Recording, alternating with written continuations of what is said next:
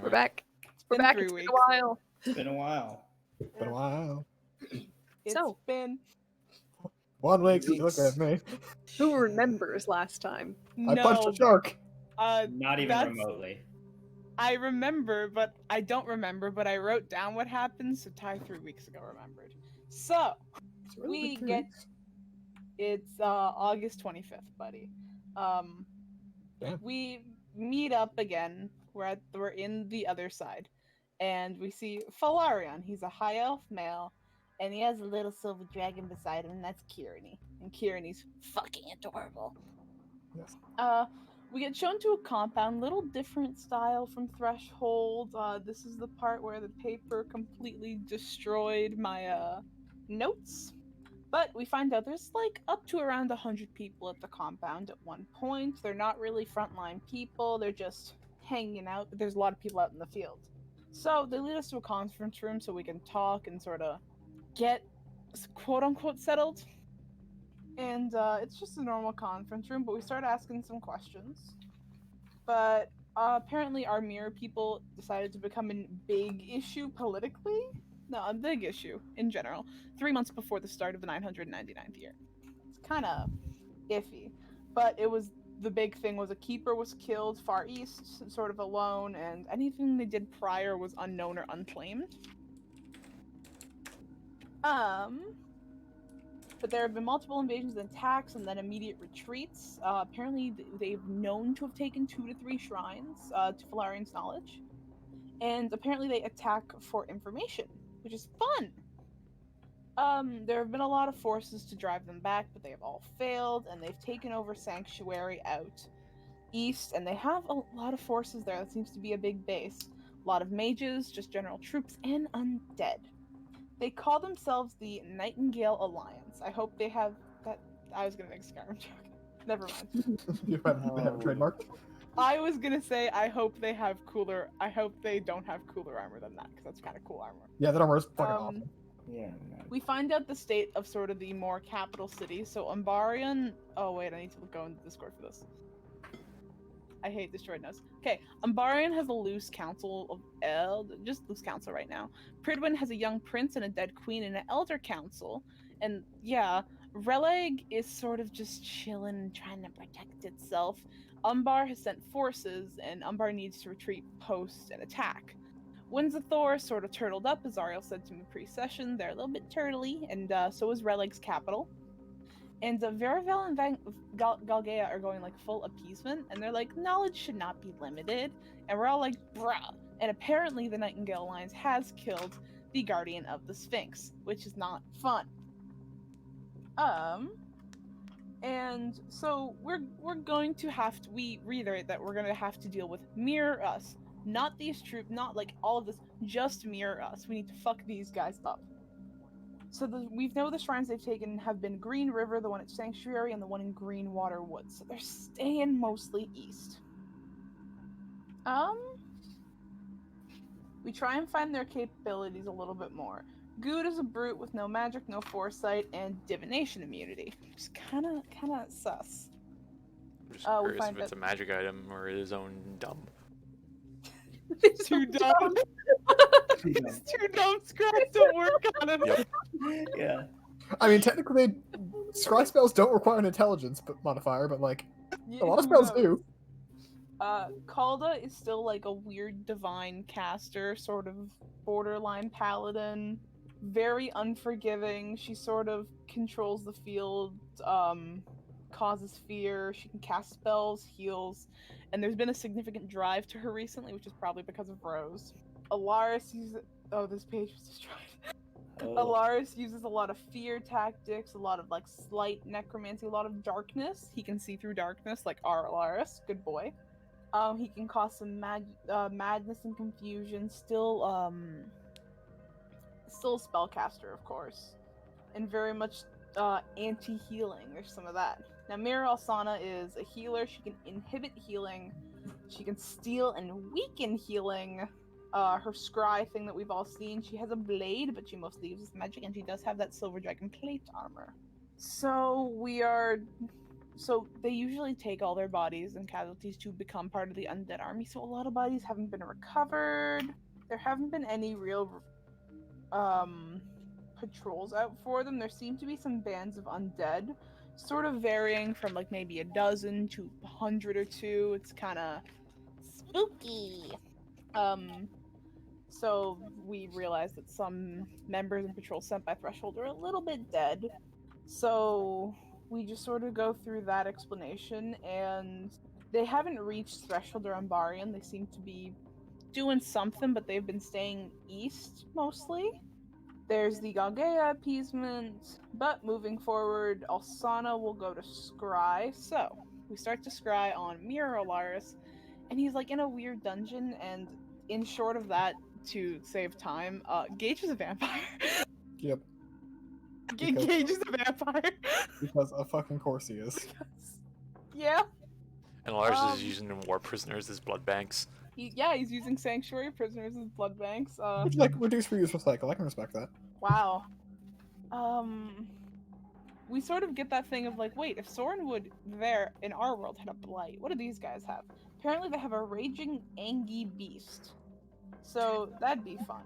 A beast infection. Well, yeah, multiple. Multiple, yes. It's like mega my rabies. notes- My notes are a little bad. And we have a theory of like some of the smaller towns may just not exist. That's kind of hot. Or have been abandoned. So we scry on Corin next, and he's sort of working on some, I think it was gauntlets. And Tierna pops in, and they are working for the war effort. Very nice. Very not nice, actually. But we can also scry, like, using scrying and not using specifically the mirror, so we can scry on more people in one day. Woo! We realize that we're not really protected by divination in Threshold, so we're just like, if Mirror Alsana goes, hey, I'm gonna try and scry on these people, and it works, that's gonna be a ride. So there's some damages in Threshold caused by lightning strikes. There was a storm. Alsana goes for a couple more scry attempts. One on Calda, which does not work. And then one on Mirror Alsana, chillin', sipping some tea, and speaking with Osborne, Calda's son. He apparently has been tutored and is going to lead, I think. He's going to be in the battlefield, which is going to be interesting. But we get to see a little bit of closer look about the outside of Sanctuary and just the courtyard area. And Alsana notices the scry and immediately is snapped. So, we have some fun moral dilemmas, come back to the conference room to Kane and Alaris and Falarion, and sort of explain our scries. We get a little bit of assistance and at least a place to stay, but our plans for tomorrow are going to go see a magic specialist. I don't forget why we needed to see them. I'll double check my notes again. It's because Alsana And then has different spells. Thank you. And then travel to Utar to start heading east. But tonight we settle in Threshold as sort of rain begins. Kane beats a fucking shark. Yeah, Kane just beat a shark Shark's to death. dead. Yeah. Shark's dead. That's good time. That's how we ended session. A dead shark. Yeah. And that's it. All right. So, for the sake of this, you are given rooms and given meals for the night and promise of another meal in the morning. You're able to arrange transport ahead of time, a ferry between the island of Threshold and the shores and Utar on the other side. So is there anything that any of you would want to do overnight or early in the next morning? No. Okay. Kane's just gonna do a basic inspection and see if there's anything on this island, like a little structure on the island that make for better defenses. You're gonna assess the island for defensive ability? Yeah, just in case it's needed. Alright. I'll say that's an investigation check, as it uses intelligence, and you're kind of analyzing the structures. Would this ability change that at all? If he's also reading like the forces? Oh, let's see. That would specifically be a creature. Yeah, if he's also just gonna see like the soldiers there, I mean. Oh, you know that, as was said, most of the people currently in Threshold are not soldiers themselves. There are a few that might have basic guard type capabilities. There's maybe a couple who might have a bit more strength or turn of speed than the average commoner. Uh, but if you're comparing any of them to yourself, you outclass them in every conceivable way. Yeah, fair enough. Okay. Also, if you're doing this in like the middle of the night, you're gonna find like a 1, maybe 2 night watch guys walking around, and that's it. Again, all it takes me is to look at them for a minute. So. Basically, nobody here is going to match you because it is specifically your equal, superior, or inferior to you. Okay. So Okay. In that case, I'll Cool. do the investigation. Calder's gonna probably also suggest while we sleep that we all stay a little bit close knit just for the +5 to saving throws, just in case someone's doing night scries or something in the night. That's fair. all right, you're able to get a couple of rooms that are adjacent to each other. You are separated by a wall, but not by that great a distance. They are not large rooms. Okay. All right, with the 13 investigation, Kane, you can see that there is a basis to the structure that is defensible. There are good strong walls. There are relatively narrow windows at certain points, but there are also additions and expansions to this base structure which look like they were built more for other purposes, other utilities, not with defense solely in mind. So it's a bit of a mixed bag. There are some weak points, there are some defensible points. Okay. Basically, you would probably need at the very least a good-sized force and a very tactical commander in order to secure the core of the building. Okay. And pretty much that requirement is in place for securing the core with any hope of also securing some of those extensions. Yeah. Okay, it's good to know. Basically, if it came to a full front assault on this place, it might hold out, but it would not necessarily repel everything. This is gonna sound like I feel like I know the answer. I'm gonna ask anyways. Do they have ballistas? Like the giant crossbows? That is something I had not considered. Let's see. I'm going to say probably not. Okay. Because in general, they are not militaristic to begin with. Yeah, just curious because it's a very So- effective way to defend an island. Because like, It if the is, boats don't float, then it's not a very good attack. but they also probably haven't had much of a history of being attacked. Makes sense. So no, they do not have any current siege weaponry. Okay, good to know. In that case, he will continue preparing a shark for storage. Out of Alright. character as well. What was it ever stated if the other side, like party, knows about Threshold being the place to go to do what they're doing? I don't believe it was ever explicitly stated, however, it might be implied. They do know about the existence of the shrines, and seem to have known enough to know where to go for those few. Okay. They also killed, like, the Guardian of the Threshold on this side. Yeah, that's true. Just like the Keeper of Yeah. Balance, I think it's called. Yep. The group is the Keepers of Balance, however, the current leader is also known as the Keeper of Balance. Okay, yeah. But So to they be fair, killed that- that. It It might makes not sense. necessarily be at Threshold that it happened. That's No, also fair. They did lure him out and basically set a trap for him. That much I believe I remember telling you. Yeah, but with the assumption of also the other party having some slight intelligence as well.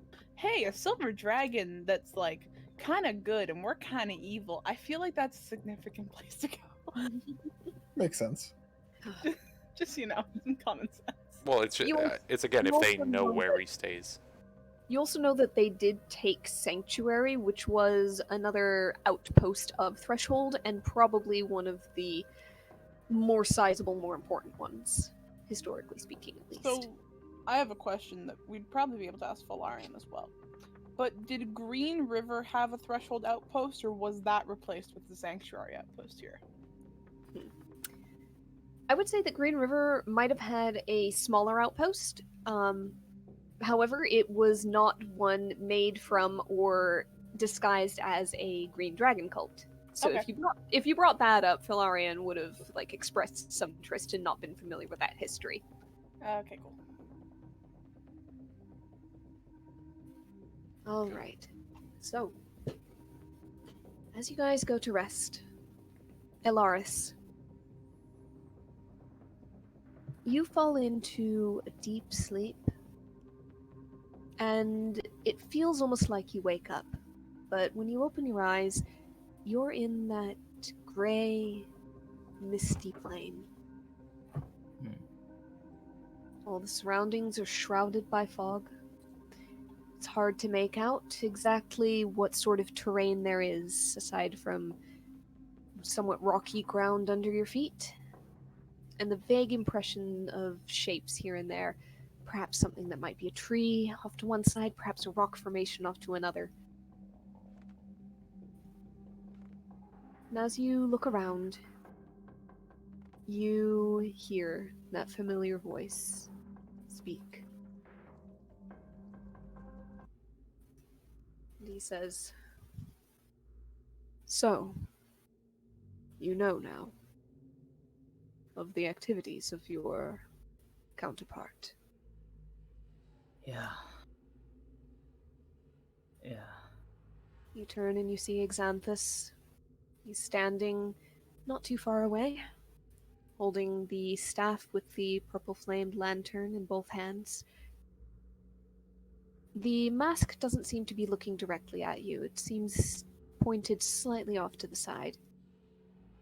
As you step a little bit closer, you see the mist part, and you see an open grave in the ground, a tombstone at the head.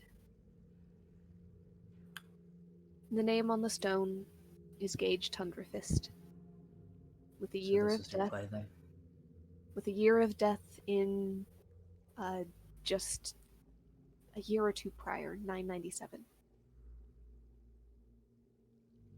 Xanthus just kind of gestures down into the open grave. If you glance, you see at the bottom a coffin, but broken open from within. The wood shattered and scattered.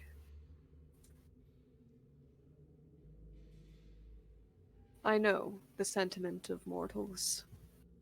I know that you may not be able to lift a hand against one that wears the face of your own child. However, you must know that what was done was an abomination.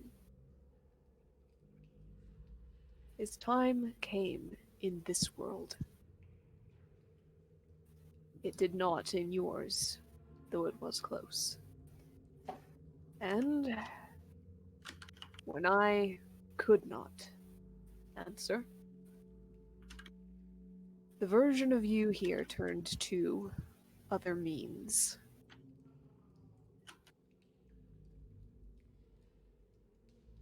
It was a tearing of the natural order.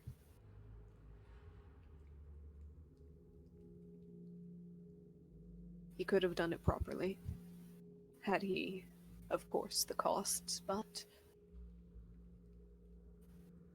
he felt that other things were perhaps simpler to turn to.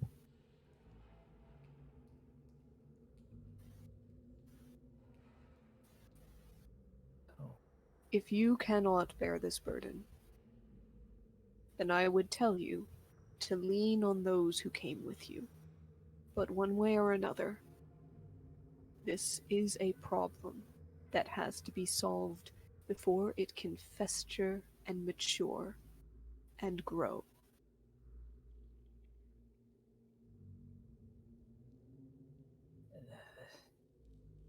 At least you understand that this is a very difficult thing for me.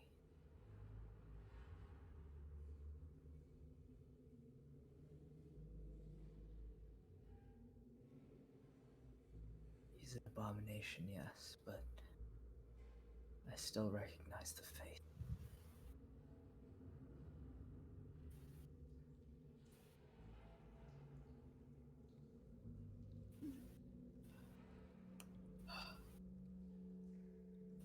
But I understand where There you're coming is, from. there is an acceptance in you that was not in the other. Yeah. And if it makes a difference, when I answered your call, it was not with this specifically in mind. There are other matters. The mirror of one of your companions affects this sort of indignity upon not just the souls but the bodies of those who passed. It is not fully in my concern, but undead are undead and should be properly dealt with. If nothing else, turn your attention to those.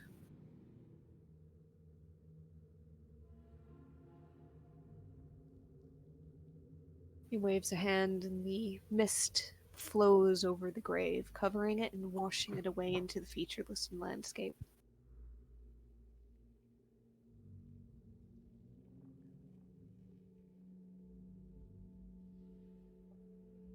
Has your weapon served you well? It has. It has. Good. Keep it close.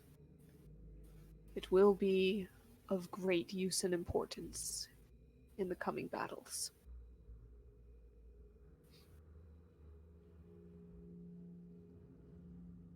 Okay.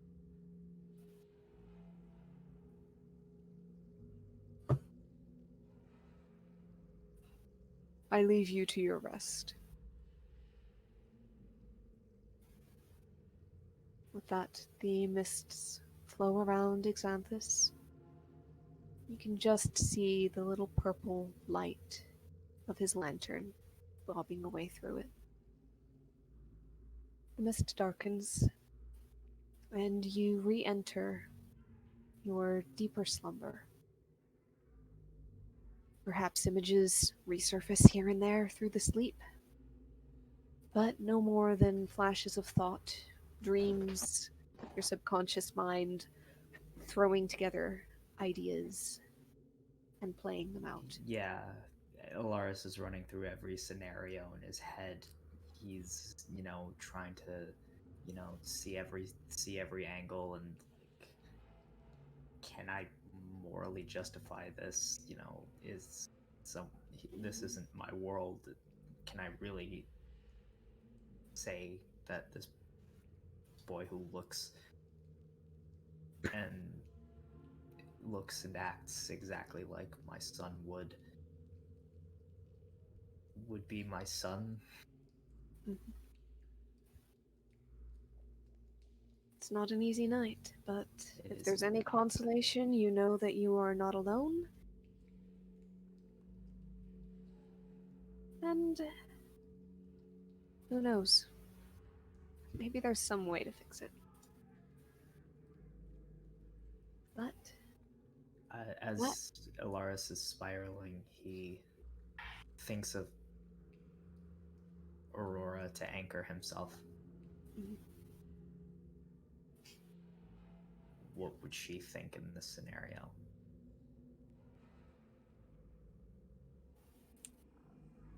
You know that Aurora has always had a wide streak of compassion in her. She would be. He wants to try and imagine the conversation. You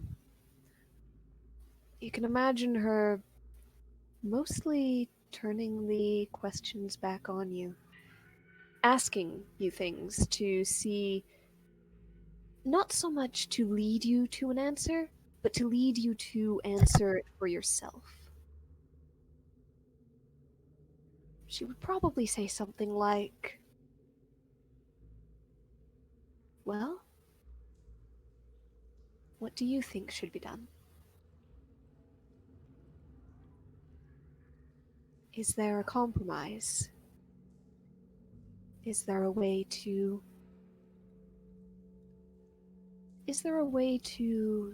solve the problem, but outside the box? Or is this really your only choice? Do you have all the information? Is there anything more you could find out? Is there How anyone else old you is could ask this for advice? world's version of Gage? This world's version of Gage, most likely is roughly equivalent to yours, but it looks like he died a couple of years prior to current events. So if your Gage is, oh, I always forget, 12 or 13? He may have So- had a birthday, so perhaps 13. Yeah. Then this one probably is physically 11, assuming vampires don't actually age. Yeah.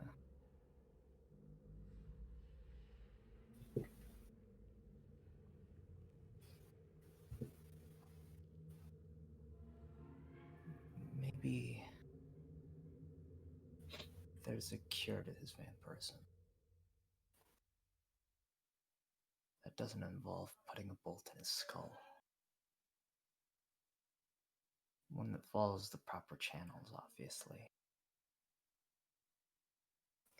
If you'd like, you can roll Arcana for theorizing, though I will say that that would come after you wake up and are actually conscious and able to think it through.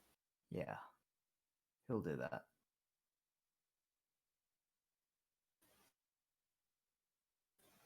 So do I roll now or do I roll once I Oh, wake just up? go ahead and roll now. We'll say that at some point you do wake up. There is nothing else that's going to come into your dreams tonight. Why not? So long rest all around. 24. All right. So, you don't know specifically of any spells or rituals. However, you can theorize perhaps a few things. That undeath is typically, or rather, death is typically reversed by very powerful and very often religiously bent magic.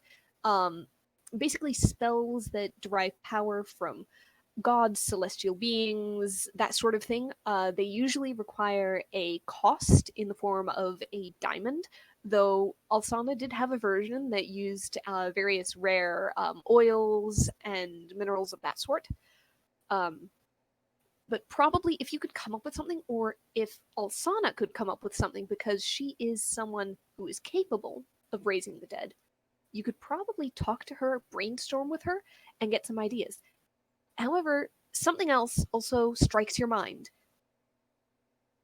It's not so much that the creature can reverse death, but you know that Alsana carries something that is from a being that is celestial with potent healing capabilities and is associated strongly with purity. Alsana has a unicorn horn. Perhaps some sort of spell or ritual could be written and devised using or surrounding that. However, it would take some work on both your parts, but it's an idea. Okay.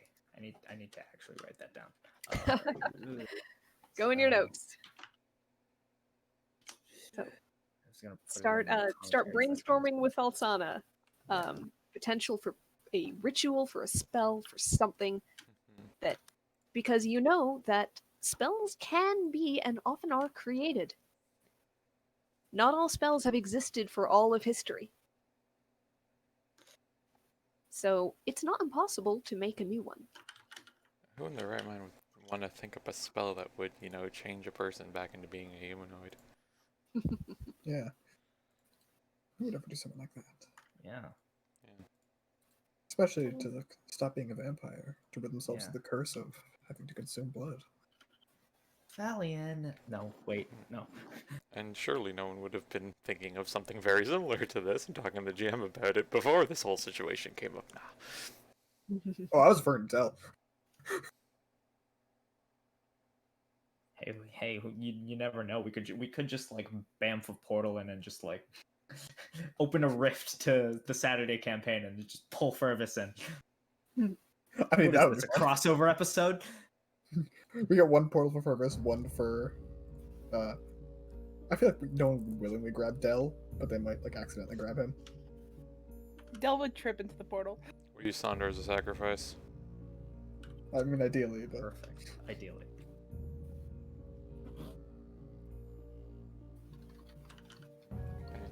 All right, so So that's a I'll long say rest that all around, right? yep, a long rest all around as Ilaris starts to brainstorm and hits this. I want to call it a light bulb moment, but I can't think of Lantern moment. equivalent. Yeah, Lamplight a moment. lantern flare. Lamplight Lantern moment. Yeah, flare that works. Flashpoint. You guys are able to get up, prepare for the day, gather for breakfast. It tastes like shark. You know, it might. There's probably Shark a very bacon. strong. Shaken. There's probably a very strong fish import, just because it's an island, and so it's very available. So yeah, very likely breakfast foods might include a little bit of like chicken eggs, simple produce, things that they can keep on a small area, maybe some goat milk or cheese, but also fish. And yeah, Lars is gonna bring that up. Over breakfast, I guess. There's a grin that goes over Olsana's face when it's brought up. I mean, it's certainly possible. Yeah, I'm not super fond of the idea of shooting someone who looks like my child in the face. I That's- really don't think any of us are. I'll be So, I mean, on. technically, it shouldn't be shooting at the heart. Yes. Pieces of wood through the heart, that whole thing. Yeah, I guess you're right. It's a weakness, Just- but it's not the only way. Yeah, just if it does come up, I figure, aim where you should. Don't have to shoot it twice. Rolls her eyes. Anyways, that is something I might have already done some light looking into. At least something in that area. And I certainly have the means to. I mean, I have the horn and I have some of its dust from working it into a proper wand. So I could use it as both Yeah. a focus and potentially as expendable resource. Yeah, I was going to bring up the unicorn. I assume that everything was caught up to. Yeah, And he just nods. I mean, you're lucky to have found something like that. This is certainly up my magical alley. I can't thank you enough for even just attempting this. I was going to say, I can promise I'll try, but success is always arguable.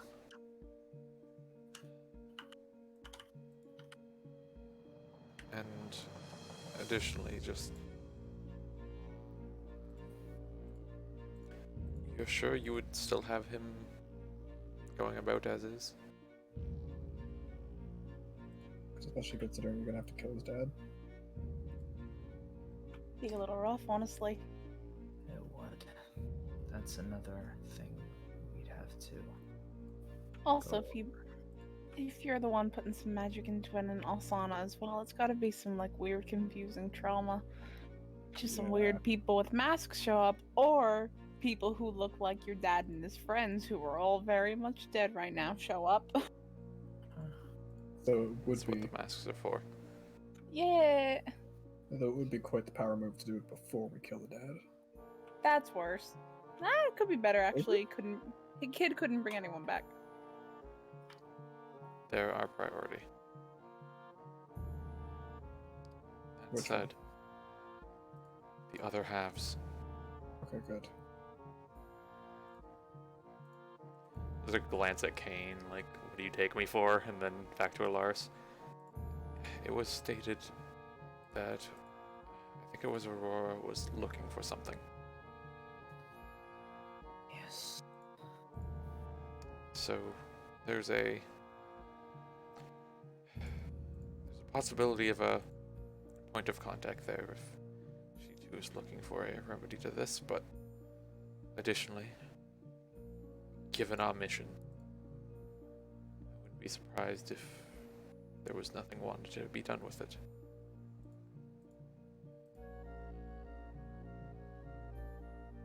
wouldn't it be a little bit like, I don't know, I know you want like fixes and all, but meddling in what's That's my not next really point. our world?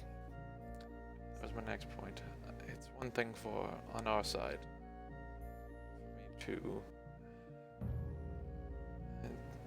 let's say, give new chances at things, but a lot's been going on here, and our meddling is meant to be kept to a minimum.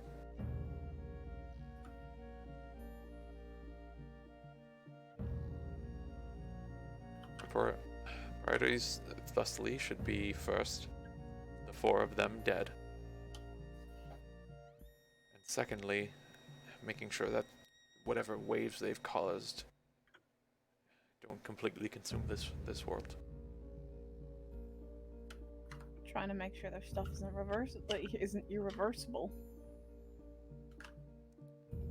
Who knows what they could have done in the background? Who knows what's still going on in Sanctuary? That's...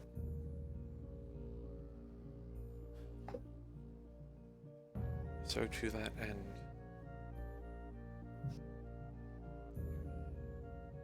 you'll also understand if we find ourselves in situations where our time is limited here. Yeah.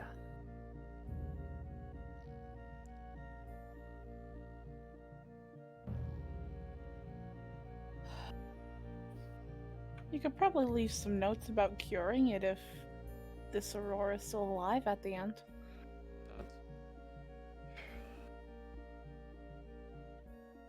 I seriously hope we just run into those 4 and nothing else. Yeah. Yeah, the rest is gonna be kind of traumatic, but who knows what luck we're gonna have. Alaris, I'll say that should there be no solution we've come to by then, or there's some sort of difficulty, or we need to hastily leave this place, I could never expect you to do the simple cure. I couldn't let that sit.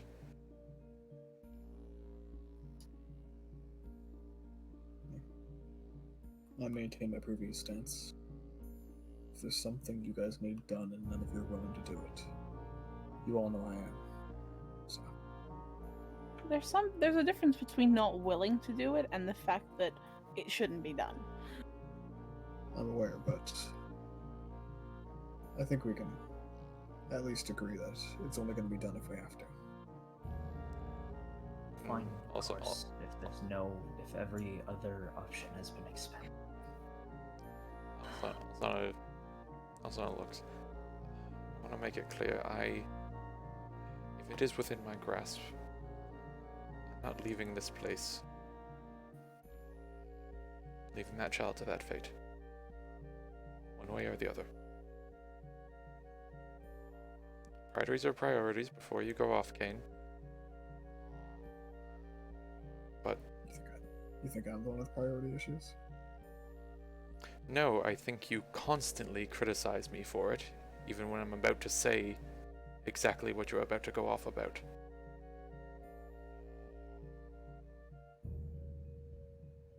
I think these might be wiser to front load your argument. Do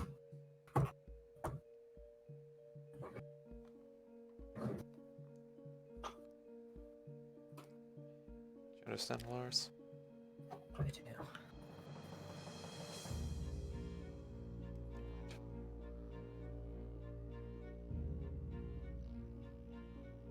Was that magic expert here? You wanted to see him, Osana, right?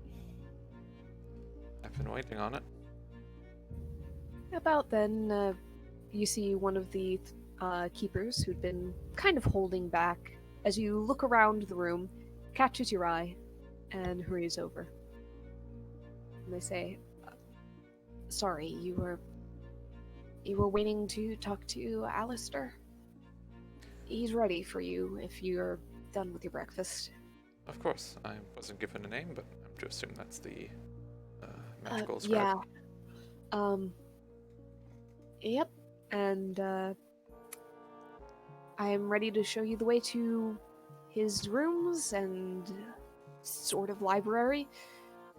his library. I guess for the record and for your knowledge, don't call it anything else. Not in front of him. Tilts her head with some interest, because she knows she's wearing a mask. Is that so? Is he sensitive on that subject? He's really protective about his books and materials, and thinks that we are disrespectful if we do not treat them the way he does. So just physically protective, not... Yeah, Alright. probably protective of the reputation as well, so just say it's Not a library. informationally.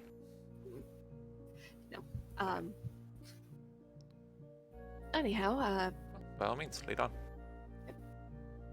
they lead you through the corridors to another, slightly larger door. This one made of pretty heavy wood. Knocks twice, kind of pushes it open slightly, and as you pass inside, you hear the keeper say, "Good luck." And there's a nod of the head, and it's like, "Oh, thank you, Lord." Walks in. And you enter this room. It's not dark or dim. It's fairly brightly lit, actually, with large windows at the back that let natural light filter in. There's a bit of a musty smell in the air. There are a number of expired lanterns and candles here and there along the edges. Seems they haven't been changed out from the previous night yet. You look around and you see shelves. It's not the most impressive library you have seen. It's not even as big as the library in Soren, to be honest. It is a singular room, lined with shelves, a couple of shelves in the middle, and a large desk plonked directly in the center of the floor. It is piled high with papers and scrolls, to the point that you can't even tell how somebody is supposed to write anything working at that desk. It is just a jungle, a tangle of knowledge pages, inkwells, forgotten quills.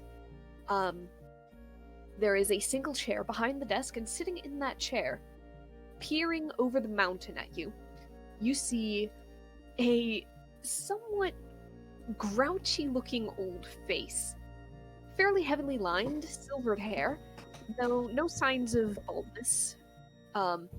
And a neatly trimmed beard, despite the disheveled appearance otherwise.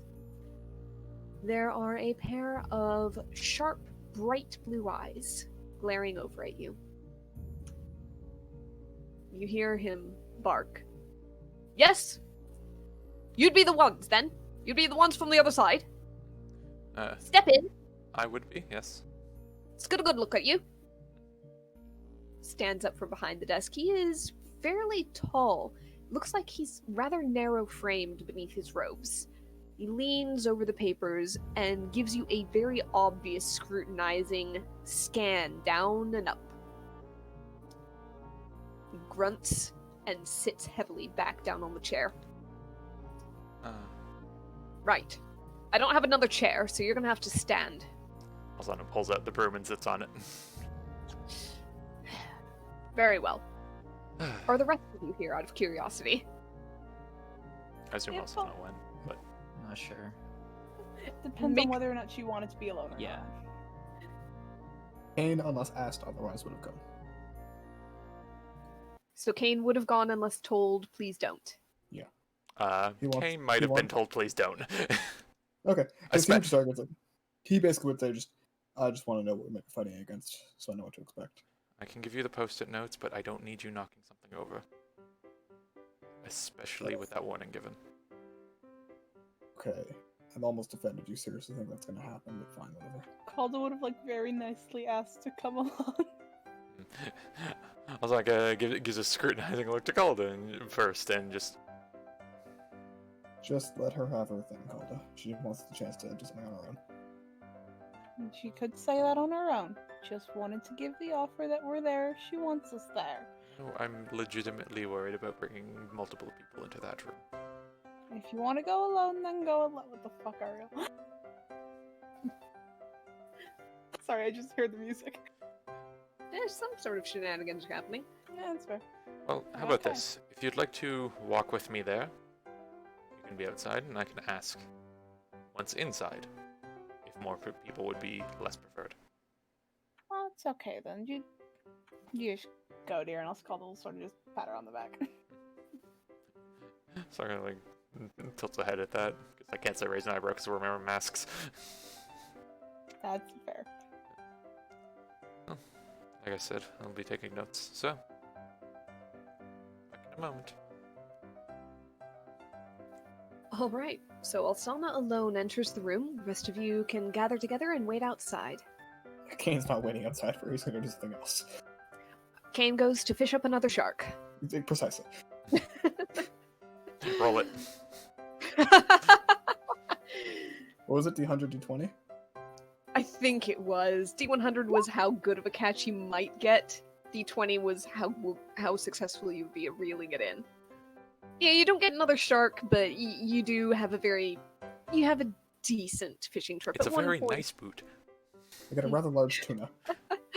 Yeah, you get a rather large tuna, but most of the rest is just little nibbles. And at a few points, you realize that you're maybe not on the most optimal location with the 8 on a D20. You have a mixed day, but it's decent. Okay. All right, so back to Alsana. Just breathe in. See. Gotta say, I miss this kind of atmosphere. I don't need to know your name. Mine's Alistair Greaves. Say it'd be good to meet you, but I don't appreciate the amount of work I've had to do. One night to catalog all the spells I know of or can think of, so that I can go down the list, and you can know if it's something you know or not. Seem fair? There's like as far as like I wasn't even expecting that much. I was just asking for cursory knowledge, but I appreciate the effort. You want cursory knowledge of all the differences of the spells here and the spells where you're from. The thing is, I don't know all the spells where you're from. And that's why I wanted to meet you. Well, what do you expect? What did you expect me to just know? I've got to be able to go through and tell you all the spells that are here that I know of, so that you can listen and think through it and go, ah, that one I don't have, or ah, he's not mentioning this. As I said, the effort is appreciated. Thank you very much. At least there is some appreciation. Very well. We will get started. I will go through the list. You're gonna listen. Try not to interrupt. Take notes if you must. I will Already not has be a notebook. I will not be repeating myself. I will not be explaining myself. Unless we get to the very, very end. And if you've been attentive, maybe a few questions. Someone pulled out like a second like red pencil just to underline things. Good. Now, here we go. Starting with the cantrips, to the best of my knowledge. And he starts rattling through various names of spells. We're not going through all of them. I want you to just roll a quick Arcana knowledge check to Definitely, see how much you pick out as differences. definitely gonna guidance yourself. Oh yeah, he started and you basically crossed yourself. Yep. Just. All right, add that guidance. 22. 22. Not bad, not bad. All right, you notice pretty quickly that most of the spells he is listing off are more arcane based. They are largely things that a wizard, a sorcerer, something of that general base would know. His knowledge, it seems, on more divine spells is a bit more limited. However, there's enough overlap that occasionally, something might apply to both. There's also the occasional spell that he mentions that is very specifically like a cleric or druid spell and is not available traditionally to wizards or sorcerers. But he knows about it, Yep. so he seems to be In distinct. that common kind of, cure wounds, revivify. So you would be able to pick that up just as a background note for the basis of his knowledge and what you would be able to assume there. As to specifics, as he goes through, he names quite a few interesting little spells. You don't notice any major differences in the cantrips or the lower level spells that he lists for the most part.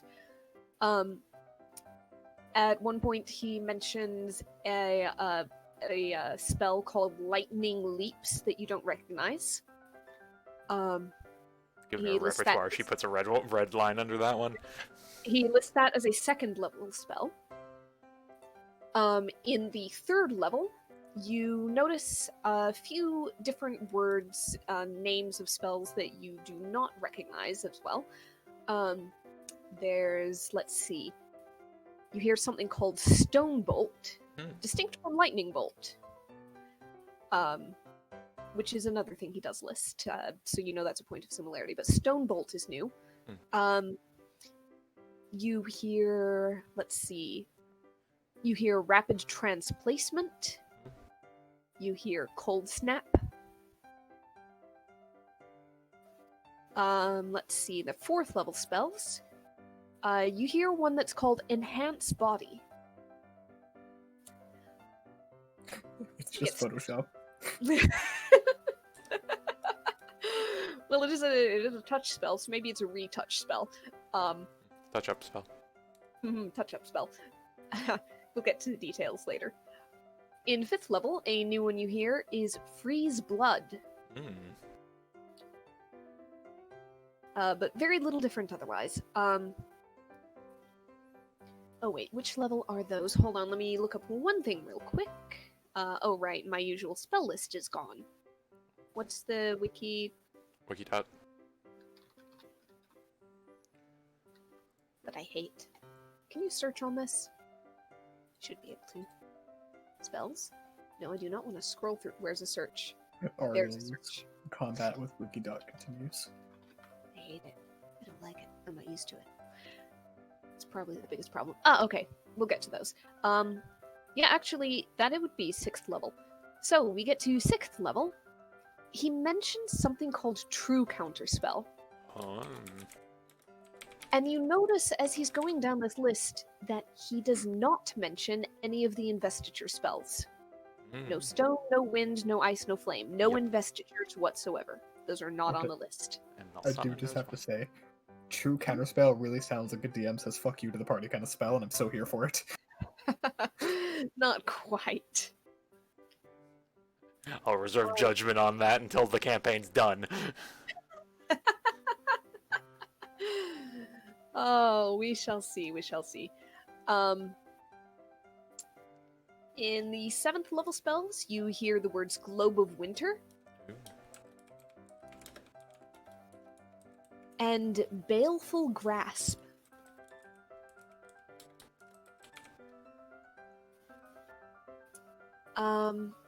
Let's see, is that an 8th level? Hold on. As I do a quick search of things that I did not think to note. Okay, that isn't. That's not. Also, Ariel, I need you to stop playing the fucking like Looney Tunes music to this. What we deserve.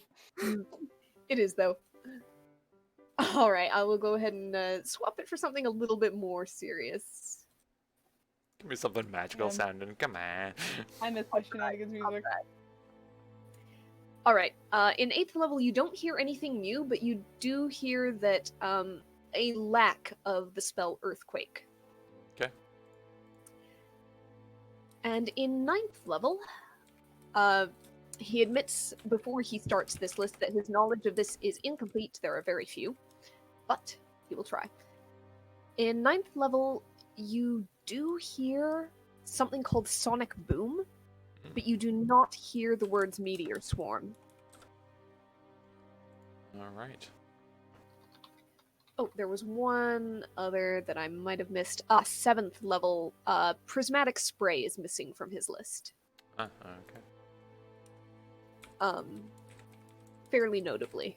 As Oh, you thank know, God. it's like a wizardy type spell. So, Mhm.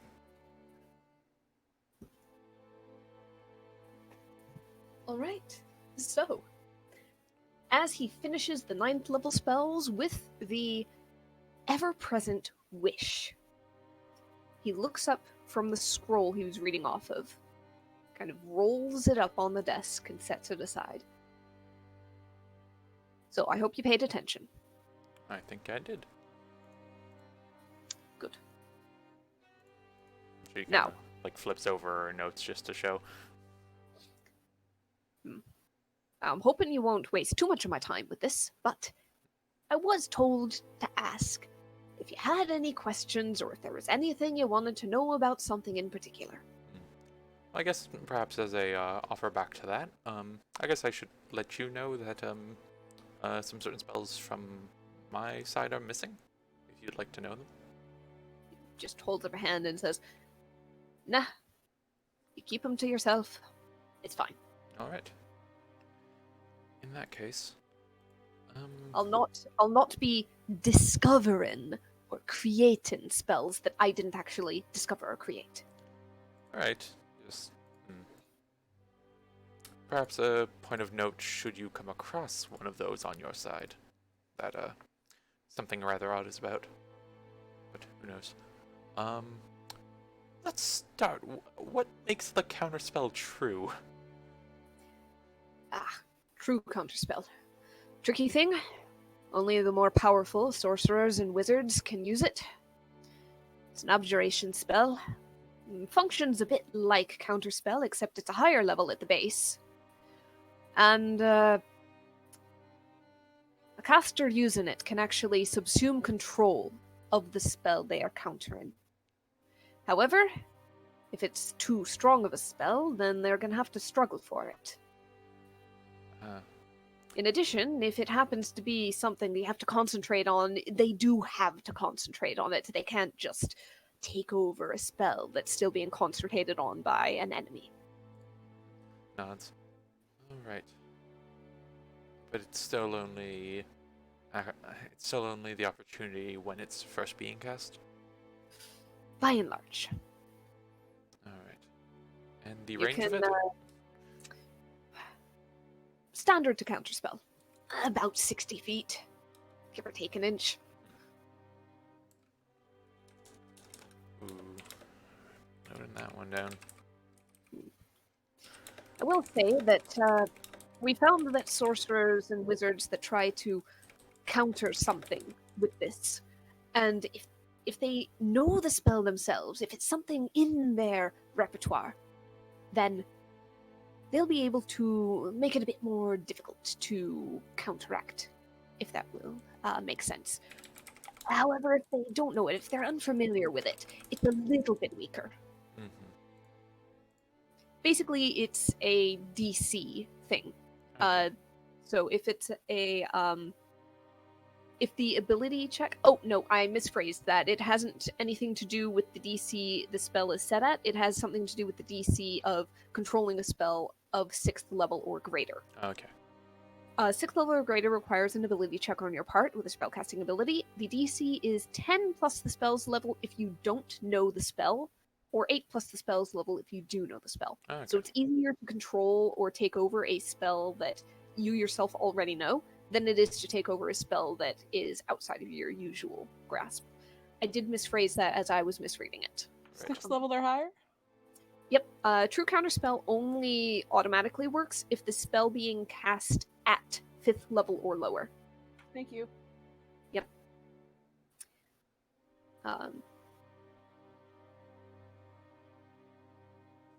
And also, if the targeted spell is a concentration spell, then you have to maintain concentration as if you cast the spell. If you're concentrating on something else, you have the option to stop concentrating on your first spell and begin concentrating on the one that you took over, or maintain your own concentration on your own spell and dispel the targeted spell as if just plain counterspell was cast instead of taking control of it. Cool. Good to know. Good to know. The other one. Does freeze blood do what it says on the tin? Pretty much exactly.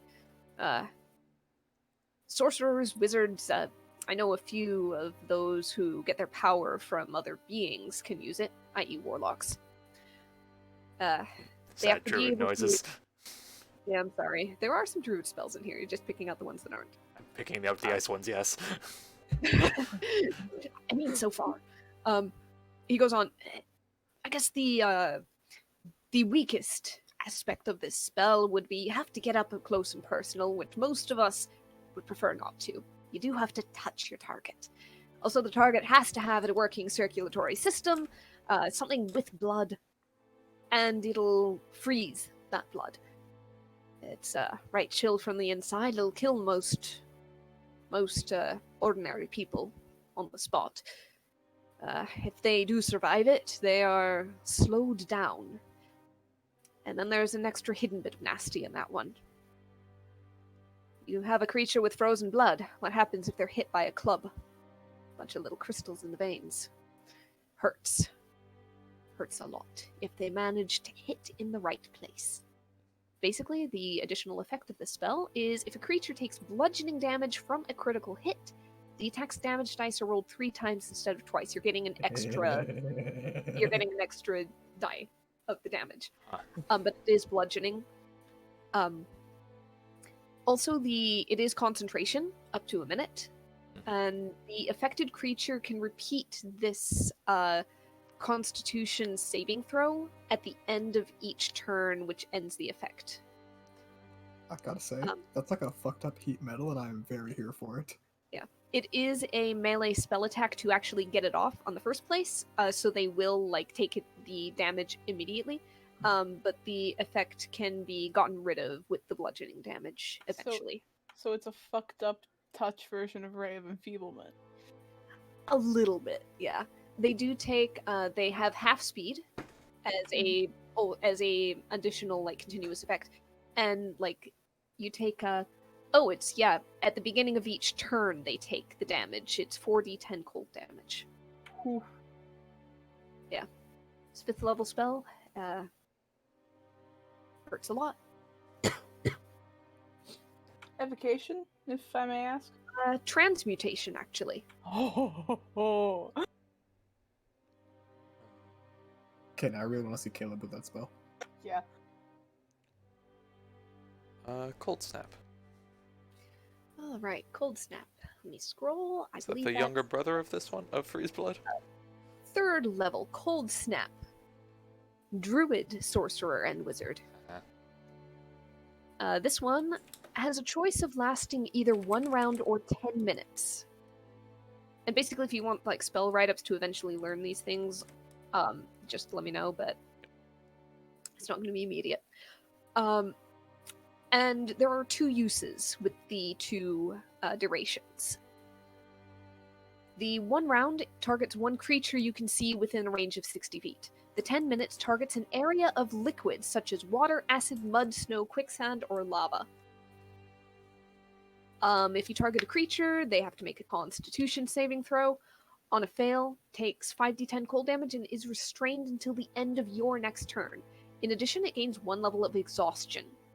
On a success, it takes half damage and doesn't suffer any of these other effects. So you are basically holding it still, you are freezing it solid for the duration of a round, and then you are effectively sapping its energy going forward from there. Probably takes a lot of energy to unfreeze yourself. Sorry? How much damage was it? 5d10. Thank. However, if you target an area, you affect a portion of liquid you see within range, fits into a 30-foot cube, you freeze it solid for 10 minutes, provided there are no creatures in the area, so you won't be able to, ice cube somebody who's swimming. And also, not all liquids are going to lose their properties when they're frozen, so frozen lava might still be extremely hot to the touch despite being solid, and frozen acid may still sting, cause damage in extreme concentrations, eat away at something set on it, etc. Also, exhaustion caused specifically by this spell is removed from a creature not just when it finishes a long rest, but when it finishes a short or long rest in a warm environment specifically. You can cast this at higher levels, and the damage will increase by 1d10 per level, or the size of the cube by 10 feet. So you can freeze a whole goddamn lake at high enough. Possibly. Depends Alright. on the side. Okay, and I guess to complete the trio, Globe of Winter. Globe of Winter. Remind me real quick what level that was if you wrote it down. I Seven? I think it was Uh, 6. seven. There it is. It's 7. Alright, another one that's potentially in your grasp. Evocation available to druids, sorcerers, warlocks, and wizards. It is cast on yourself to a 30-foot radius. Takes an action. And the notes say that if you don't have a spellcasting focus, there is a material component, but it's not one that comes with a specific cost, so you don't have to worry about it since you have a focus. And it pretty much causes a blizzard. Just temporarily, instantaneously. It's not concentration, it doesn't last. It is a... Excuse me. It is a sudden blast of cold, ice, wind, whirling around the person who casts the spell. Each creature other than you in the area has to make a con save. On a fail, they take a whopping 11d8 cold damage. They are restrained until the end of their next turn, and is speed reduced to 0 feet due to that restraint. On a successful saving throw, a creature takes half damage and only has its speed reduced by half, and is not restrained. A creature with reduced speed because of this recovers the speed in incremental amounts at the end of each turn, not all at once, and not when it's also restrained by the spell. So that first turn that they finally are no longer restrained, they are not regaining any lost speed. Also, when you cast the spell, it makes the ground in the area difficult terrain due to ice. It will, however, thaw instantly if there is fire or intense heat in pockets of that area. Question about regaining speed. Yes. Is it like 5 feet per round, or is it like this percentage of your speed is 10 given feet. back? Okay, 10 feet of missing speed at the end of each turn. Thank you. So if you reduce somebody to that 0 feet and they are restrained, 1, they are not regaining any speed that turn. The restrain will end at the end of that turn of theirs. And 2, they are starting at 0. At the end of their next turn, they regain 10 feet. At the end of the next, they regain another 10 and get up to 20, and so on and so forth. So it is another one that has a slow recovery time for whoever gets blasted by it.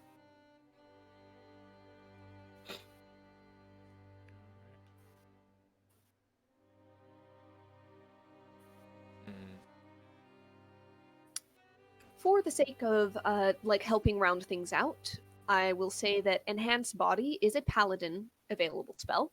Alright. It is not available to druids. It's basically a cleric, paladin, ranger, sorcerer, and wizard.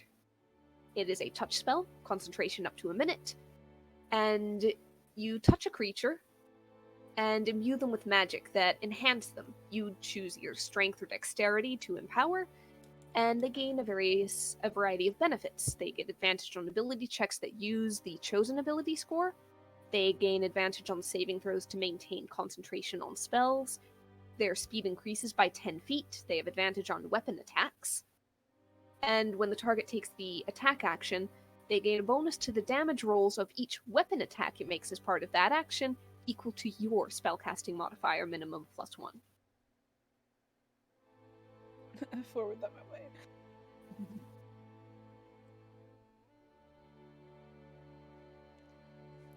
Alsana takes extra careful notes on that one and just writes a little Calda beside it in red in the margin. That's what I did in my own notes. Shut up.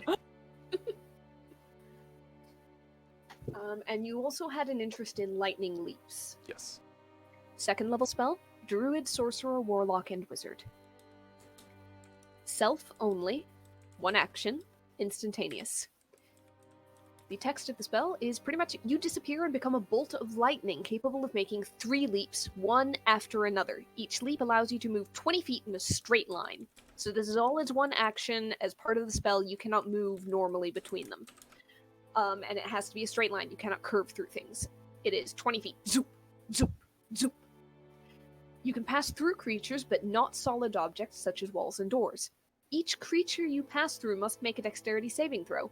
The creature takes 2d6 lightning damage on a failed save, half as much on a success, and the creature can only be damaged once per casting of this spell. After your last leap, you reappear. If you reappear in an occupied space, you fall prone in a random space within 5 feet of it. And then if you upcast at 3rd level or higher, this one's interesting because the damage dealt increases by 1d6 for every odd numbered slot higher, so 3rd level it would be 3d6 instead of 2. And you can make an additional leap for every even numbered slot higher. So at 4th level, you'd still be doing 3d6, but you'd have a 4th jump. So That's it's a good one. It's a good one for clearing out numbers. Yeah, that's a If you're crowd able buster. Yeah, if you're able to set up basically the checker move, the checker jump, jump, jump pattern. Man, throw that on an angle. That's the sheath and unsheath sword shit.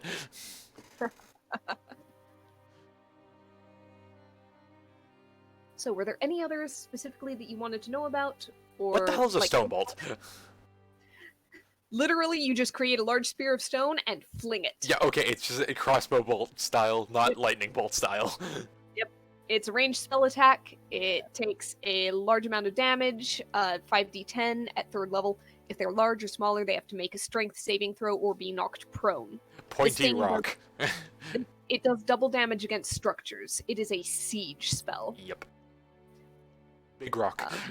Yep, big rock instantaneous. Boom. That's some unga bunga magic. what if I made a big rock and I just threw it at him? Unga Bunga magic is the best kind of magic, and you cannot convince me otherwise, because every single one of them is goddamn hilarious. You are What a so big rock. biased with the character you're playing right now. I got a big rock. I play mostly spellcasters, fuck you. Yes, and now you're playing unga bunga. yeah, But he's not an individual spellcaster. Stonebolt, not elegant, but effective against single targets and especially against buildings. Also, it's just looking, it's like, I swear if anything crops up in my side, I'm just calling it Big Rock. I feel like it should be like druid, ranger, barbarian. Really determined barbarian, because knowing is half the battle. That's one of those ones that like on this side, if it's a regular spell, that's one of the ones the barbarian yells out the name of the spell while just doing a physical action. Throws it stone bolt. It was created by a wizard who wasn't particularly creative in his naming conventions. The very first muscle wizard. I was just thinking that it was created by Toph Beifong. That too. You just call Uh. it what it is. Why come up with a fancy, convoluted name? Yeah, like, what am I gonna name it? Mike's Hard Lemonade? No! Why use big word when small word do trick? It's like, what? Do you think someone's gonna make fun of such a simple name? If they do, throw a rock at them. A quicker go over rapid transplacement. Is that a movement spell? I will say, alright, at this point, you might just want to send a list. Not quite. Yeah, I'm saving the grieve on that. I imagined Ariel would have done that if that was easier.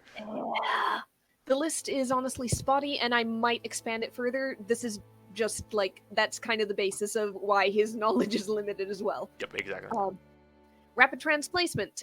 Basically, reaction when you would have taken damage, you swap with positions with something else within a certain range, 30 feet. You choose an object of your size or one size smaller that's within range. It's basically the Naruto like shadowy thing. The log. Alright. However, you can choose to switch places with a creature within the spell's range that's your size or one size smaller. If the creature is unwilling, they have to succeed a charisma saving throw. On the success, the spell fails and you take the damage anyway. However, if they fail to save, you and they take swap places and they take the spell damage. Baleful Grasp? Baleful Grasp, when it's described, sounds kind of like what you saw the Mirror Alaris do once. He seemed to be using shadows for it.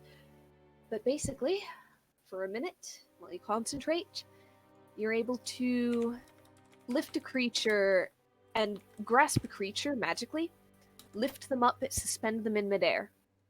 You can do various things with your action to them. You can move them 30 feet. You can crush, choke, or rend. Spin on telekinesis. Alright. A little bit. It is specifically against creatures instead of objects.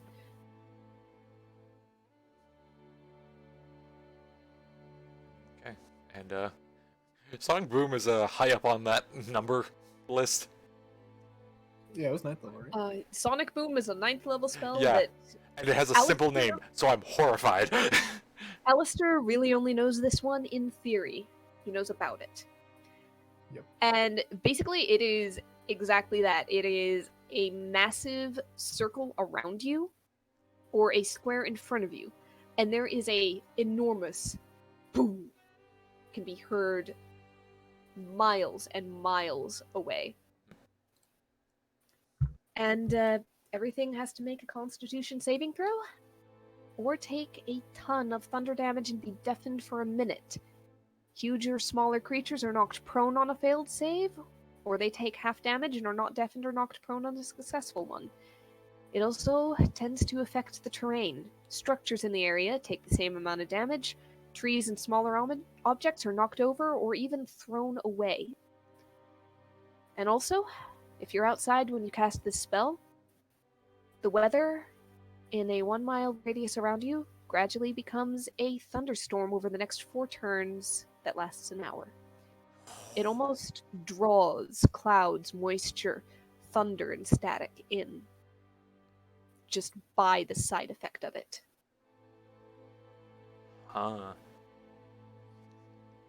What spell list is that on? Druid, sorcerer, and wizard. Also, I was just writing that down. Note for later. 9th level spell. Gotta get there. Yep. That's so much cooler than, like, fucking Meteor Swarm, too. Like, Meteor Swarm's cool. That's awesome, though. Yeah, I was about to say, it's the thunder damage meteor swarm of fuck everything in this area. Yeah. There needs to That's be one of more of those, those. like- Yep. That's like, the sorcerer walks in front of an army. The army goes, what? One dude? And he claps, and everyone explodes. Yep. For the record, the square in front of you is 100-foot square. The radius around you would be a 120-foot radius circle. I would It's- just like to note that in ideal conditions, if we're talking medium creatures, that's 10,000 creatures that can be affected by that. Yep. Theoretically. That's It's a a big city. Yeah. Mhm. That clears one of those maps Eric threw at us in like Yeah. season 1. Oh, that It's a clears. 9th level spell. Yep. Yep. That clears that fight with Dorneman and all them, dude. So, having been educated somewhat God, I want to be on playing Spellcaster so fucking bad. It's killing me. correct. another time, I Oh, swear. Just please tell me there's some bonker ass weapons on this side. That's all I care about. Hmm. There's just like a sword that has like 6 blades and you punch people with it. Like, just, like something like that. I'm Literally sorry. have an you've already got your interchangeable land- I, You've got a yeah, shield with spikes on it that you punch. yeah, and I people found it on my end, okay? You with. literally have an interchangeable magic weapon. It can only change into sword, spear, or axe. Oh, boo hoo. My- The only reason my sword is magic is because of an item. Yeah. Bruh. my magical weapon can only transform into 4 different sizes. John has a more versatile weapon than I do. He's playing be a fair- warlock.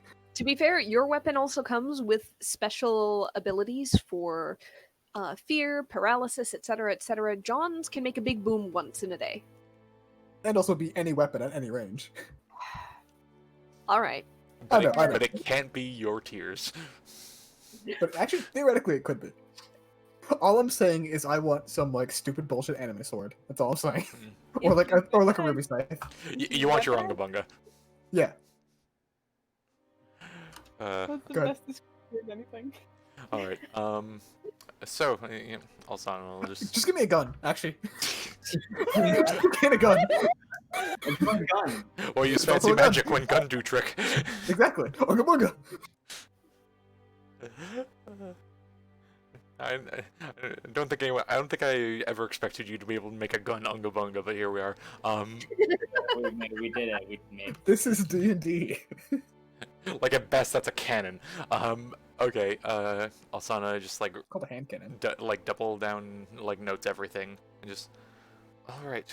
And I suppose one other thing. Have you? I know the. Laris has one of these. Have you seen this be used by any of the other four? I've never seen anything. Have you heard? I keep my nose out of it. To be frank, I don't know. Alright. People who don't know spells on sight tend to just go, "Ooh, a magical thing happened. I can't describe it. There was fire or lightning," and that doesn't exactly narrow it down. Nods. Well, does Alsana tend towards ice magic at all? He shrugs. Maybe. Honestly, I don't really know. I Alright. keep to my books, and I let other people, better suited to it, deal with fights. Nods. Well, I'll be sure to deal with that. Because, and she looks around. Are they like this place? See that you do. I rather like this place too. It's a Along- pain trying to move. How long did it take you to assemble this collection?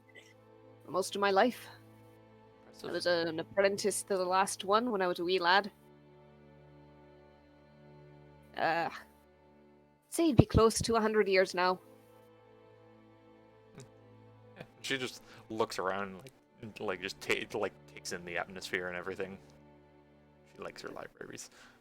It is that familiar, dusty, papery wood pulp and glue smell. Mm-hmm. You can see little motes of dust floating in the shafts of light coming in through the windows. But aside from that, it seems fairly well kept, at least on the shelves themselves. The desk is probably the biggest mess in the area. Did you prioritize any sorts of tomes in here? Magic. A little bit of history, but mostly magic. And in our ensuing conflicts, should I find anything, I know I'm not at liberty to take it back with me. Would you like me to route any interesting magical tomes towards you? Aye. That'd be appreciated. Tell me, are you of a book learning variety, or Oh, you cannot see the smile under my mask right now. I mean, are you a wizard? Oh, no, not quite, but I'd be lying if I said I didn't, go about some things in similar manners, but no, I'm of Druidic. Druidic. Right. He gets up. Just wait here. Starts shuffling through the stacks, rifling through papers. And eventually, he comes back. Roll me a d4 real quick. D4. Yeah. I love D4s. 3. Okay. Alright. He comes back, holding a scroll in his hands. He says, "Look, if you're willing to make this place safe, you and yours, and you're willing to maybe route some of those books and things my way if you come across them, More than willing, I would hate for those to go to waste. got a spare of this one. I've made a note of it already in my own books. It's backup archives more than anything. But I'm willing to let you take this and use it if need be." He hands it over.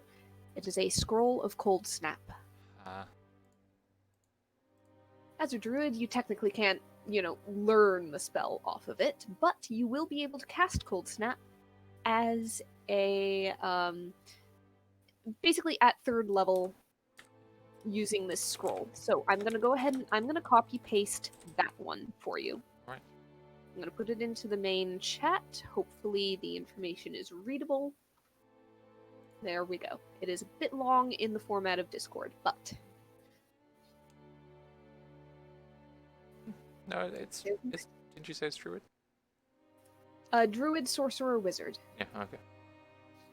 It should be right at the top. I've got the title, I've got the School of Magic Evocation, and then in parentheses which list it's on. And she just looks at it and is like, thank you. Very much thank you. This is... Let's say this is exactly the kind of things I was looking for coming here. He just waves you off. Now, I've got more important things to be working on and getting to. So, if you're done, see yourself out. Just turns. Like, I have to ask, what is causing that large stack? Oh, mostly it's a bit of my own research, bit of well, sometimes other people will bring things in and go, oh, this seems magical, would you take a look at it? And in the stack it goes.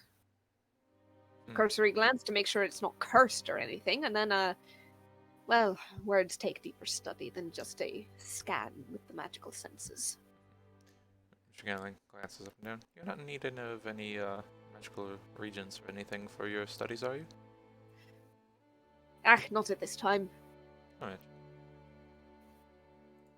Well, I'll leave you to it then. Thank you.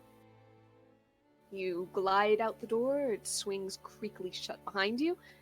You find, how many of you are still in the hallway at this point? Just there. She found a place to sit. She's just kicking her legs. I'll say there's a little bench in an alcove. Oh, you guys didn't have to wait here this whole time. Something else to do, and this is an area that I can easily get lost in. Well, it's appreciated. She walks over. So I have some more info, and she just basically starts reading off her page. Mm-hmm. Oh wow, that's a lot of it. Moreover, enhanced body, I believe, could be in your wheelhouse, conceivably called. Oh, interesting. Which either to yourself or to someone else. Additionally, the existence of true counterspell is something we should very much keep in mind. Yeah, it seems. Well, we're not dealing with anyone that we know that's arcane out of the direct view, unless. I wouldn't trust that. Oh yeah, no, but Any manner of magical items. And to be fair, they need not explicitly follow certain rules. They could have taken some time to look into certain aspects. You know we have, especially from the shrines. They've been giving us magic we're not usually capable of. that's fair. That's scary. But yes, I guess the idea to be taken is don't cast anything within 60 feet of the four. If you think it be horribly, horribly detrimental, should they take control of it. If it's something simple like a amount of damage or a small enhancement or something, that's one thing. But I will not be doing large amounts of healing.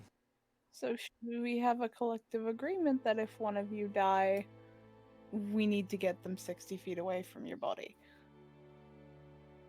Need to get them 60 feet away from your body. They could counter that. Right, that is if they have someone else who's also down. Because otherwise that's... Just plain counter it. Well, They yes, counter it. yes, but that's the same worry as the regular version. I'm meaning specifically them taking hold of it. But it wouldn't be a bad precaution to take, if possible. We could also just maim their bodies as much as we can initially, so they can't really be brought back effectively anyway. I'm thinking like a tactician. Yes. Additionally, that Baleful Grasp, something to keep an eye out for, specifically from Alaris. I watched him do something similar. The floaty? The Yeah. floaty thing? Picking up, rending, binding, restraining. Yeah. Seems a little.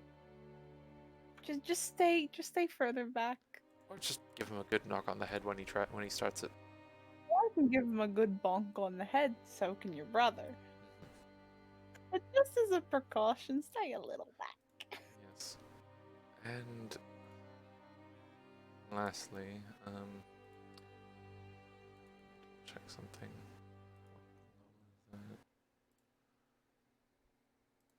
When was it? I have them written down.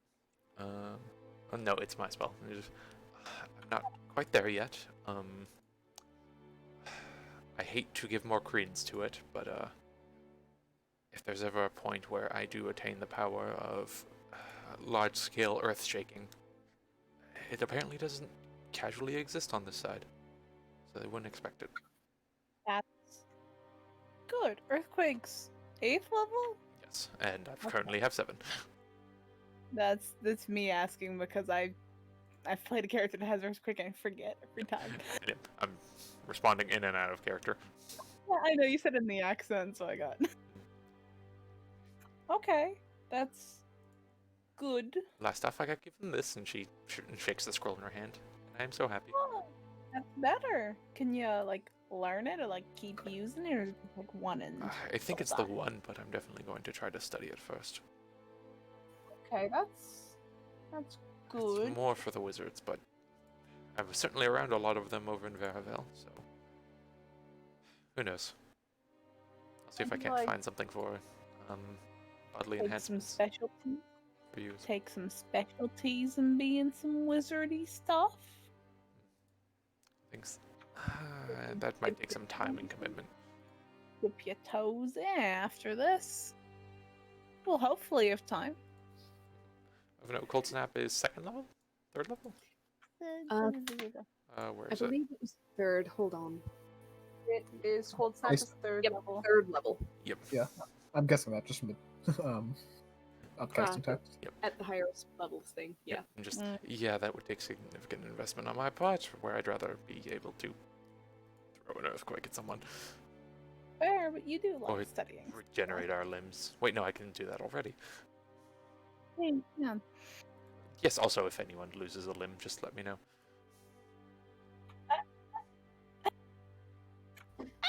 Okay. Maybe we should go find that boat and head to That sounds like a Utah plan. before dark. I assume Why Kane's the- already sitting on it fishing. We've been fishing somewhere. I heard something come out of the water. I hope it wasn't him. No, he just punched a tuna in the face. God damn it. like he reels up the fish, and the fish like flies out of the water and towards him. And he punches it, but the fish just goes flying out back into the water and swims away. And he's like, "Damn it!" Yeah, it's like a fucked up form of volleyball. Well, at least he may be near wherever the boat may be leaving. Sees a boat, maybe talking to whoever's chartering it. We're chartering it. Whoever's using it. Is Kane bring? I don't know anymore. Let's go find out. All right. You head down. You find Kane on the docks. Little bucket at his side. Maybe a couple of sizable enough for eating fish in it. You should hear about the one that got away when he punched it. But you're able to head down there, and after a few moments, Philarion actually approaches you from behind. Hey, bud, So- you spooked me. You are ready to embark. I trust that Alastor was forthcoming. Very helpful. He has very much thanks. Good. He can be prickly, but if you are respectful enough of his craft, then Oh, he can be, he just seemed nice to me. Only a fool disrespects a wizard, I think. Oh my fuck. I'm sorry, spelling. Especially names that have like 5 different ways to do it. Alas, Uh, poor York. Ariel spelling a name in a way that we didn't expect. I'm at least happy I spelled Greaves right. Okay. I'm happy I spelled Greaves right. I was thinking Alistair from Dragon Age. I'm grieving over these fucking names. Shut up. Alright. Hilarion points out the boat, introduces you to the ferry captain. That's pretty much in charge of just driving the boat between Threshold and Utar about twice a day. Anyone we recognize? No. Okay. It turns out like that, like we saw that exact same ferryman like on this dock when we left, like way back at the beginning. It's the guy who ferries to Umbarian and back. That guy, but they switched. He's got a try scar on his on? left eye instead of his right eye. Oh, God. And a worse haircut. And a bowl So- cut. Oh yeah. Hilarion, as you prepare to embark, wishes you well and says, keep in touch. Definitely. Do you have If there are any... do you have any infrastructure in place for receiving message by avian transport? It's, not uncommon. We'll send you word by one means or another if, any new developments are discovered on our end. Please do.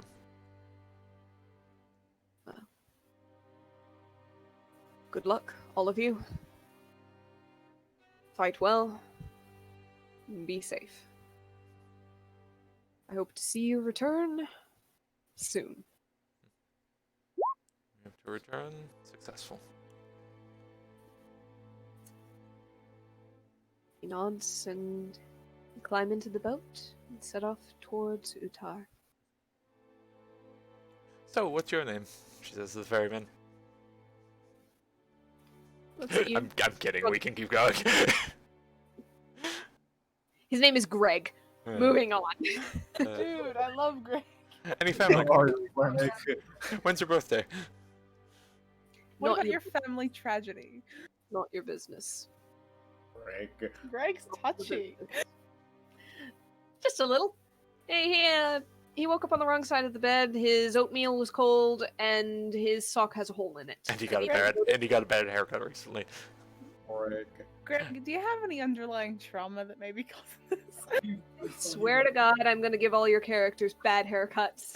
Like, I'm I- gonna do it. I have the power to Anything. DM. Oh no. This is just Devin and I. Chris is about to go nuclear on us. Everyone Right. here has a bowl cut. Oh no. So, Ariel, I would just like to note, I refrained. Yes, alright, fair I enough. didn't say Kane has little enough hair to begin with, and Alaris also refrained. Alright, it's Yeah, gonna from be. reverse mohawk. He's only shaved in the middle of the head. I just thought the Greg bit was funny. I didn't pile on. It's was gonna like, be oh, Altana okay. first. uh, And call it if there's no shaping up. Thank you. I was gonna say, please target me, but this isn't just Devin's fault. Please. We egg each other on sometimes. also leans over to Calder. Oh, that's Greg. It's better. Yeah, I do. Like, I think we should find our side's great. Maybe he's having a rough time. Should help him out.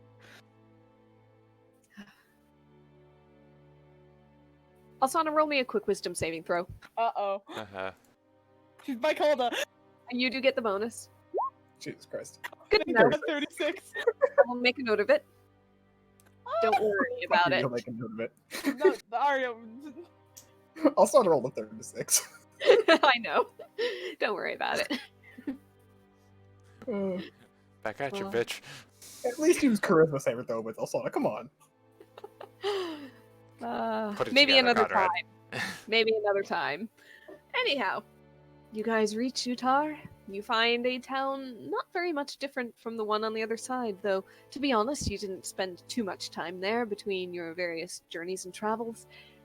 It's still a port village. It still has its fishing docks, its small inns, and the road that runs alongside the Drake Run in the direction of Azora for trade and commerce. That being said, it's not exactly bustling at the moment with merchants. Seems to be a bit of a slow spot. However, you are able, if you wish, to embark towards Bolton. It is not so late in the day that you wouldn't be able to make it on foot, I believe. It would just take the rest of the day. You would get to Walton in the evening, as usual, from Mutar. Alsana might just like ask like a person in Utar if possible, like if there's any good stops on the way to Soren. Kind of tentatively wondering. All right. Let's see. Finding the right person with information. Let's call that. I'd just call it an Alsana check. Yeah, it's an Alsana check. I'm trying to decide which. I don't think it would be perception. I am almost torn between investigation, like basing it on what you hear on the street, or charisma based, almost persuasion. Just well, for the you sake know of where my keeping tendency that lies. information. I know. So I'm going to say if you're going to ask somebody, then it's going to be an active persuasion check. If you are going to listen and hope you come across the information one way or another, I'm going to say it's your passive investigation. Alright. Passive investigation is 16. Okay. Additionally, just gonna go to a tavern. Ask Alright. an innkeep who would be, privy and giving to that information. I will say, if it changes anything, you would only be able to add any guidance to an active check. So, just to that's be, fine. be sure. All right, Calda. What? Oh no. All right.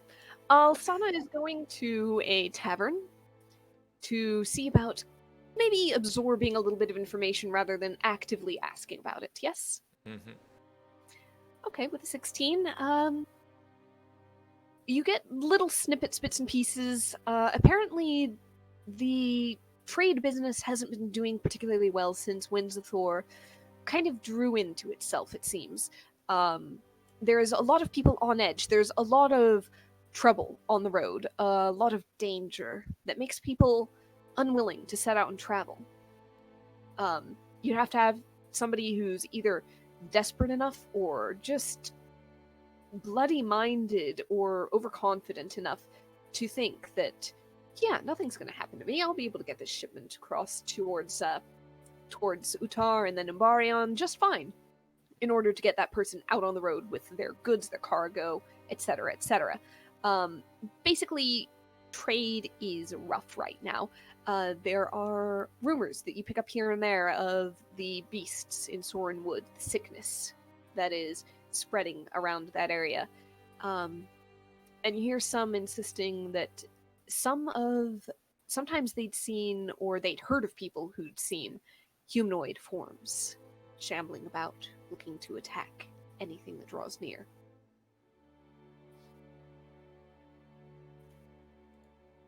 In the meantime, as you guys kind of hang out with Alsana, perhaps pick up some of the same information, perhaps wait outside, call to give me a quick dexterity saving throw. Oh, thank God. God. 18. Alright, you just managed to notice out of the corner of your eye as a small cart loaded with crates goes by, and you duck your head out of the way in time that your hair does not snag on any of the boards or nails. Is this a punishment? Is this a punishment? Maybe it was a little bit. You might have had to cut yourself free. So Oh, so what you're telling me is that if I, as a GM, don't like what you're doing, I can bastardize your character's hair? You, the artist who draws your character art? Good to know. Aria What is twist setting precedent. Every character in this game is old. At Okay. the end of this campaign, you're setting precedent. Oh, it's terrible. fair. of me, I know. The gods have turned vengeful, it seems. Oh, remember you Oh, can kill yeah. them, you can never kill It won't be me. the first Asmar I rip the wings off of. Devin, quit talking shit like I didn't force you to roll the dex save of a fish with a 17th level wizard. Yeah, no, that was just Yeah, stupidity. And I made you roll to get up and open a window. Yeah. Mhm. Yep. Down to later. All right. However, as a note, the masks do kind of make people a little bit on edge. Mhm. They don't tend to want to talk to you. You get a lot of weird looks thrown your way, both in the tavern, on the street. The bartender does grudgingly almost ask you there's anything you'd want to drink. Alsan will take an ale. All right. You take the ale and you realize your mask does not really have a mouth open conducive to drinking. That's fine. Just let's stand with it. You absorb the information, you nurse the ale, maybe you drink it, maybe you don't, but if you do drink it, it's a bit of it's an interesting struggle, tilting the mask enough to take a swig without taking it off. Like, so, She can pull out some sort of straw from her alchemical kit. Probably. But one way or another, Okay, that is I the would information you like to note, first of all, no. Straws in an alchemical kit is a terrible idea. It really is. Having a straw anywhere near a chemistry set is a better idea than that. Because at least chemistry doesn't have magic. Ah. Anyways, That's the information you pick up. You don't pick up anything about specific rest stops on the way because, for the most part, the conversation seems to be about not many people traveling anyway. Nobody is really looking for advice, looking for how long is it going to take, or how far can I get in a day? Am I going to have to camp? Where's the best place? Is there a spot to stop? Is there an inn on the road? Nobody is asking that. Everybody is talking about how nobody's traveling, if they can help it. that's fine. Just like at a point, she's just going probably when she returns the ale or whatever, she's just gonna ask the barkeep, "Do you know any stops on the way to Soren?" He kind of looks at you and goes, "Not planning on traveling there, are you?" I guess that depends on if it's a straight shot or not. I wouldn't want to go through the forest.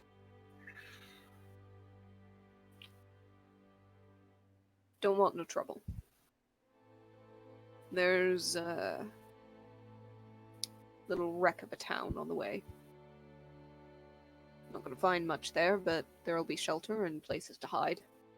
If you're worried about the beasts. I've mainly heard the rumors.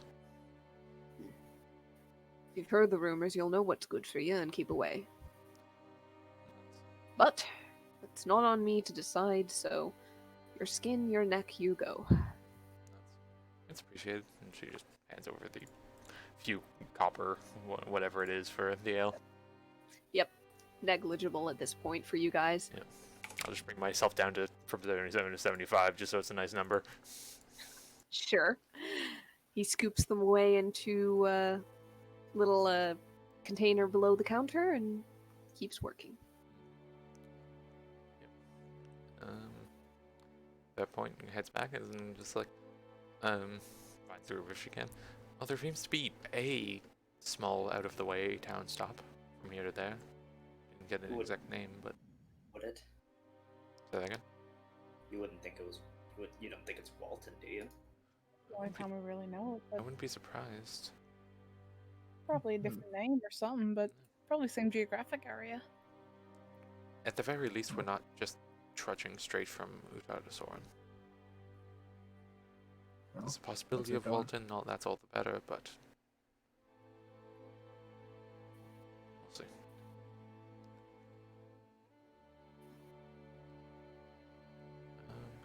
Alright, anyone else have anything to do? No. I got to be in a boat. Therefore I'm happy. No, I called this too stupid to try and ask for shit, honestly. I don't know if that's true. What's her intelligence again? My charisma's fine, my intelligence is -1. Okay. So you're just, She let something slip. She's a little bit of a dummy. you've got the intelligence of me. You're fine. Once again. Harsh but fair. Alright. So, I assume you guys set out? Yep. Yep. You head up the road, and everybody go ahead and give me perception checks. And that's the Maoli boy out. You may indeed. Is guidance applicable, or... Yes. Is the eagle applicable? Ooh. Yeah. It is a visual-based check. Ah! 19, 23, My- 25. Goodness. 19 was the lowest roll. Wow. Alright. You guys see everything. as you're heading up the road, not much is too different or too out of the ordinary near Utar. If anything, just the continuous reaffirmation that there is a little bit more grass growing on the verges and in the center of the road. A little bit more fewer signs of travel being recent or frequent.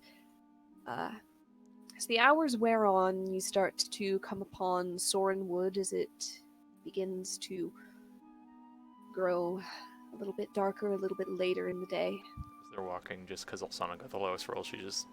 the ale's not sitting too well there. You okay? Oh, good. You're That's good, gliding Ginger. low. Smacks her with the 5 lay on hands just in case with the disease. It's causing fine. a poison. You're getting it anyway. It's thematic. It clears some of your head. It also clears the bit of a stomachache. You're not sure if the ale was bad or if maybe you shouldn't have used that straw from your kit. Fair. Devin, I would like to ask when the last time I used my lay on hands was because I don't know. I am unsure as well, but also we're in the endgame dungeon, so we'll see. I have hit dice for that. So, as you approach the bend in the road that, in your world, would lead towards the small village of Walton, you do see buildings where you would expect them.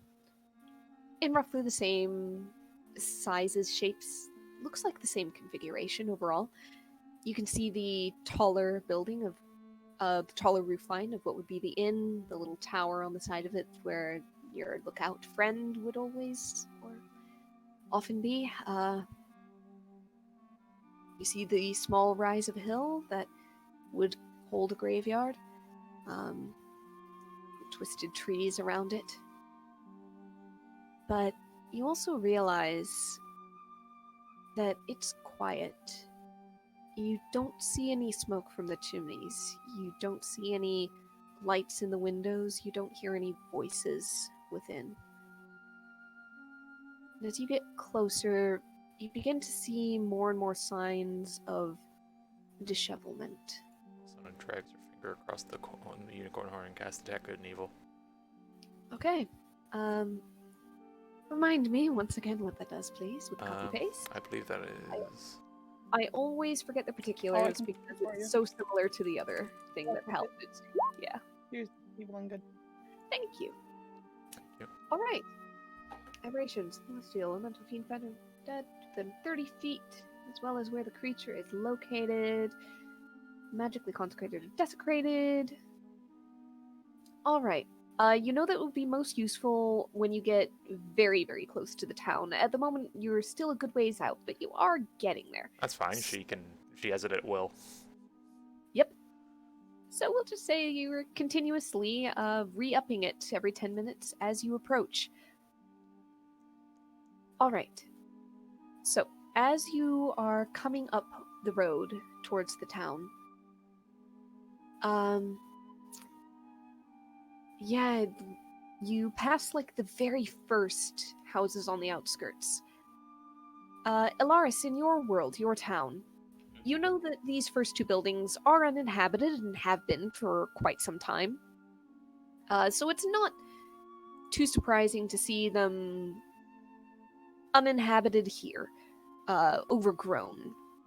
But as you look behind one of the houses, you see some of the fields that are kept for growing crops that the town needs to subsist upon. And those are also overgrown. And you know that they should be full. That they should be not too far off of harvest. Not quite there yet. But in that final stage of growth before the last fall crop yield. You also see that as you pass the house, belonging to the Garrow family and the Stacks family, the next ones on the outskirts of this southern part of town. You see that there's a couple of broken shutters. You see that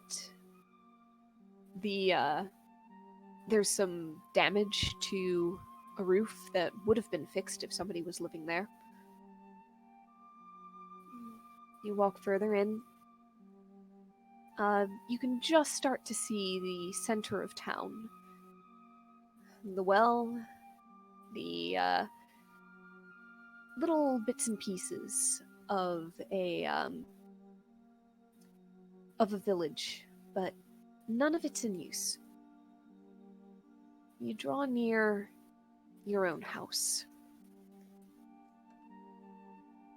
It's cold, it's empty, and it looks like the door was either ripped off the hinges or else there was damage enough that it fell. Doesn't seem like there's anything in town. Alsana, the moment you guys get to the corner of the Tundrafist house, detect evil and good suddenly lights off. There is undead within 30 feet of you. Roughly on the other side of the Tundrafist house, kitty corner, not currently visible at your angle, but you can sense it. It's somewhere on the street. Is it like around a corner, or? Kind of around a corner. It's basically you're at one corner of the Tundrafist house. You're angling this sense of undead towards the other. And as you pause and focus on this, you feel it kind of shift. As if there's one moving and then another. And then another. And there seems to be a large number of them, kind of shifting in and out of just the very edge of the range of this spell.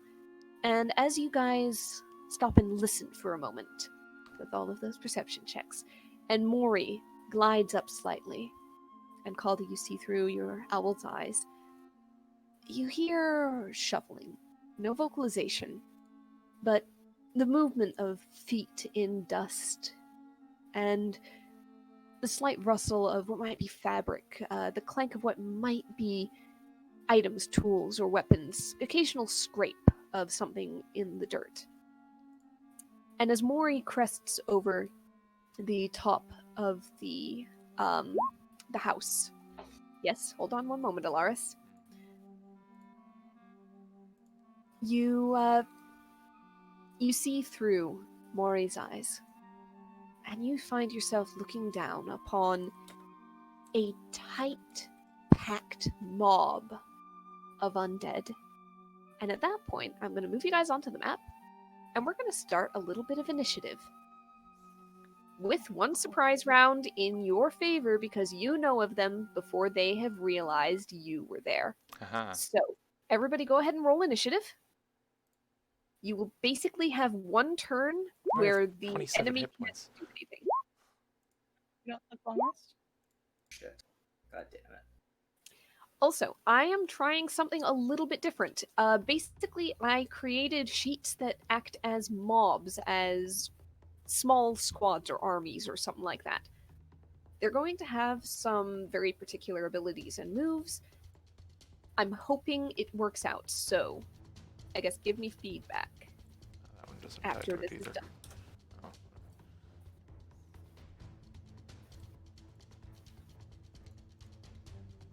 All right.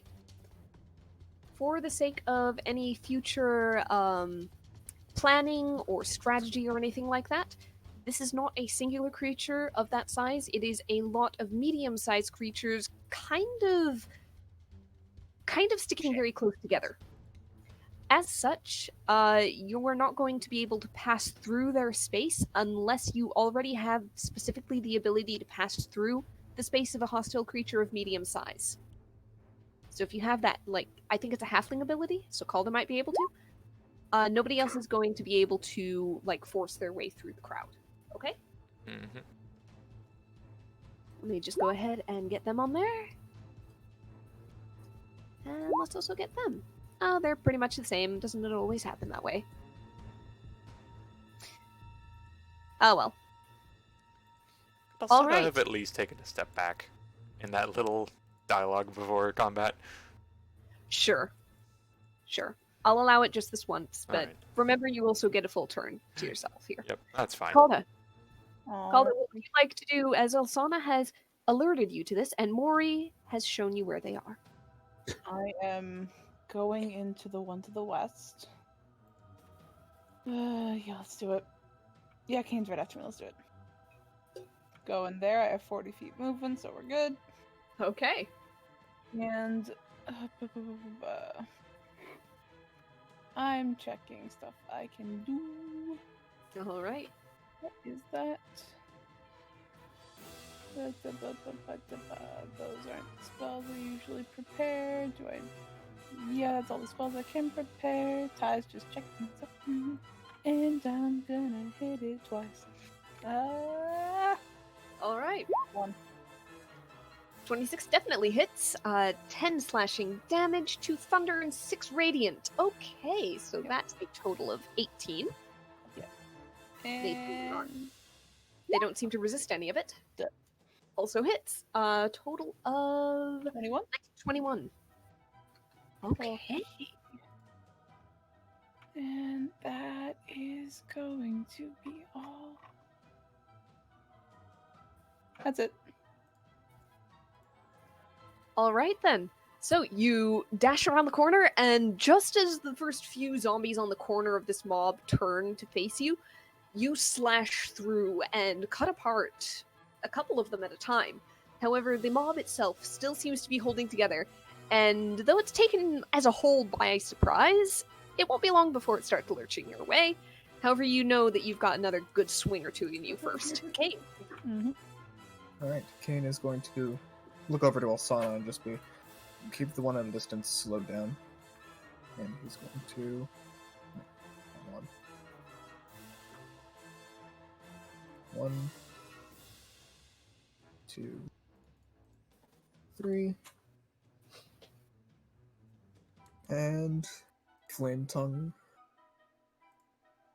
Let's go long sword.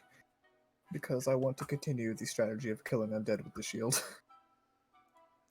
Oh my god. And that will be 1, 2, damn, Mhm. 3. Jesus, apparently the game wasn't happy with that comment. However, a 13 is enough to hit, as they do not seem to be armored. They seem to just be wearing scraps of whatever they might have had in life. Of note, this is also a bit of a mix. You see that some of them on the edges are zombies, some of them mixed throughout are zombies. Others seem to be more skeletons, Okay. just for Nice. flavor's sake. However, there are no actual resistances or vulnerabilities from such, so... Okay. So, 7 and 8, and 6 and 6, and 11 and 8. So, let me just go ahead and... Yep, I did check something anyways. So. Okay, 46 damage. Okay, and it takes bonus action to bring out the sword. So that's action, bonus action movement for me. I'll be right back. Okay. Does a pretty good amount of damage there. They are surprised. However, they now have reactions available. Don't they get movement? Alfana. No. Alright. Surprised means you cannot... I don't think you can move when you're surprised. I remember it more as being almost a dead turn. Okay. But I could be misremembering, and if I'm forgetting something, it's at least in your favor, so carry on. Alright, yeah, because that was why I had Olsana go behind Calda as well. Because I couldn't remember Okay. if they got to move on this round anyways or not. Sana... it's probably just gonna fly up on her broom, like, up on top of this house. I assume this is Lars' house, actually. It is Alaris' house. Alright. And then, if everything's to scale, which I believe it is, he's going to... Ah, it's a square, damn it. Flaming Sphere. Okay. Draw shape. Oh. And... No, it's green. Oh, Oh no. Draw shape. It's okay. We know what a flaming sphere is. It's okay. For thematics. This is for me. Okay. Alright. I don't have it on my sheet, but I'll copy and paste just as a reminder. All right. An occupied space of your choice within range lasts for the duration. Creature that ends its turn within 5 feet of the sphere must make a dex saving throw. Yep. And are you doing the bonus action ram? Yes, she is. Alright, thought so. Saving throw against the sphere's damage, so dexterity. Yep. And then it stops moving. Oh, Okay. also of note, it's 3rd level. Alright. So, let's get them a dex save. That's a 10. Nope. They fail that. Go ahead and give me the 2d6 or whatever it may be. 3d6, I believe. 3d6, okay. Double check just in case. Yep, 1d6 or 3d6. 3d6. And for fun, 1 scythe. Okay. And a For fun. 5. Alright, Yeah, you just cut nice. through. Yeah. You cut through another small spot of undead on the edges. Scythe's They're taste. still formidable and sizable, but you've actually created a small pile on the side there, and they don't seem to be getting back up. Nice. Is that all? I believe that will be all. Elaris. Yep. It is my turn. This is. Can head in this direction. Yeah, you can. 25 feet. Yep. Run this Technically, I way. think that's 30 because you measured from in front of you, but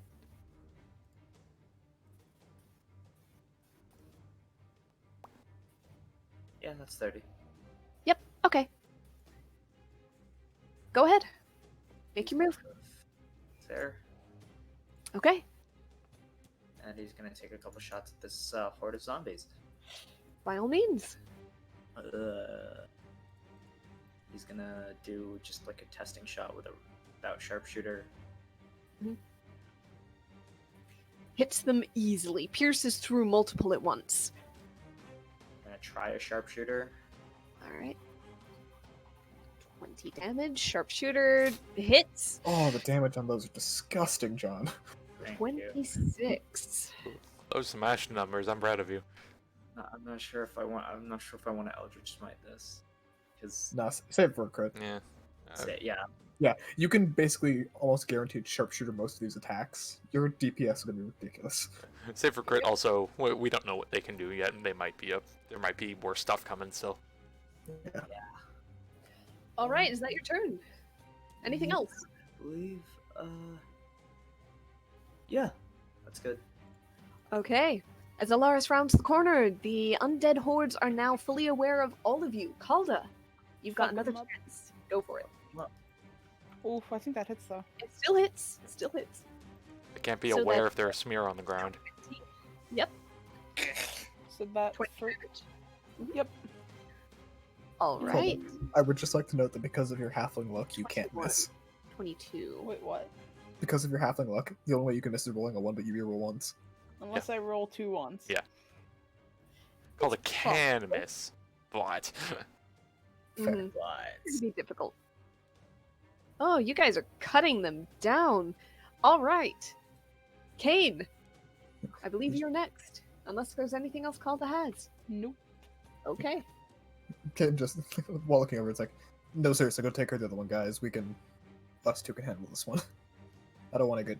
they That's need it. to come to us first. I'm not wasting magic on something thrown that far. speak for Throw them- yourself. Again, it's slow them down so we don't get pincered, basically. Anyways. 1, 2. Okay, And yep. Mm-hmm. Those are much nicer numbers. Okay. Ooh. Those are So numbers. 20, 22, 22 again. 64 and total. 20. Yep. Oh, man. Okay. Hold on. Oh. Yes. Lantern Shield for another 2 damage. Alright. As Kane starts to mow through, you see that between all of your attacks, it's actually diminished the horde, and they no longer fill the entire area. They're still, like, pulling together. They're drawing together, mostly seemingly to get a hold of you guys, but there is a small pile Oh, come of on. broken bodies. They're not in range of my sphere. Sad. That is kind of funny. I'm sorry, it's just resizing. Mhm. I do hope that someday Roll20 adds the ability to change the shape of the token to something other than a square. Or like a rectangle, like on the fly. You can do a rectangle. I mean, like something other than those two. Because I want to be able to like have an enemy that changes like shape during a fight, like a purple one or something. Anyways, I turned them into a pyramid. I turned them into a nail so I can hit them with this hammer. All right, is that your turn, Kane? I'll turn it into a flea. A tiny little flea. Then I'll put that inside a box. I'll put that box inside another box. And then I'll mail that box to myself. All right, interesting. So, their multi-attack has also been diminished by all the damage you've done. Arrive, smack it with the So- hammer. We've got 3. Let's see. They're probably going to be focused on these 2 targets because they are close by. However, you 2 are also tempting.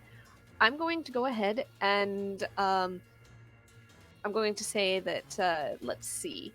Between the ones at range, 1d2, 1 for Ilaris, 1 for Alsana, 2 for Alsana, Ilaris. Alright, Ilaris, the back ranks of the undead, the ones that haven't quite gotten up to Kane and Calda, some of the skeletons have short bows in hand, and a small group raise them up and shoot a volley towards you. That would have been Nice. nice to note earlier. Yeah. I'm sorry, it's a variety of tools and they're crammed together, I'm sorry. They do have short bows, they do have short swords, a few of them, others are empty-handed. Alright, so between Kane and Calda. Someone roll me another 1d2 to decide something, please. Okay. Wait, 24 halved is 12. 12. 12. Who would like me to roll me a 1d2? Two. Okay. Alright, this is going to be on Calda, as the ones closest to you start to throw themselves towards you with their jaws open wide That's great. as they try to bite. Ooh. 16 piercing damage. Please give me a constitution saving throw. In the meantime, Kane, the ones closest to you, some of them have short swords and begin to swing. Does 19 hit? Nope. Alright, so that misses. They kind of clang and clatter off your armor as they're throwing themselves upon you. Calda, in the meantime, a couple of them actually find unprotected areas, push some of your armor aside, and sink their teeth in. You can feel the blood start to seep down, and you can feel a deep throbbing in the wound as you take an additional 5 necrotic damage. John, you're not rolling stealth if you're trying.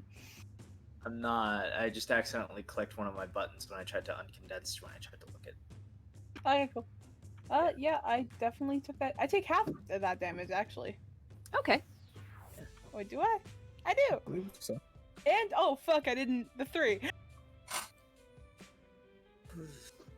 Yay! Hell Wait. yes. I took slashing. Okay, that's it. Oh, okay, that's going to be rough. Uh-oh. As another horde of undead start to come up from behind. And unfortunately, both of you are within range. And just now noticing the short bows.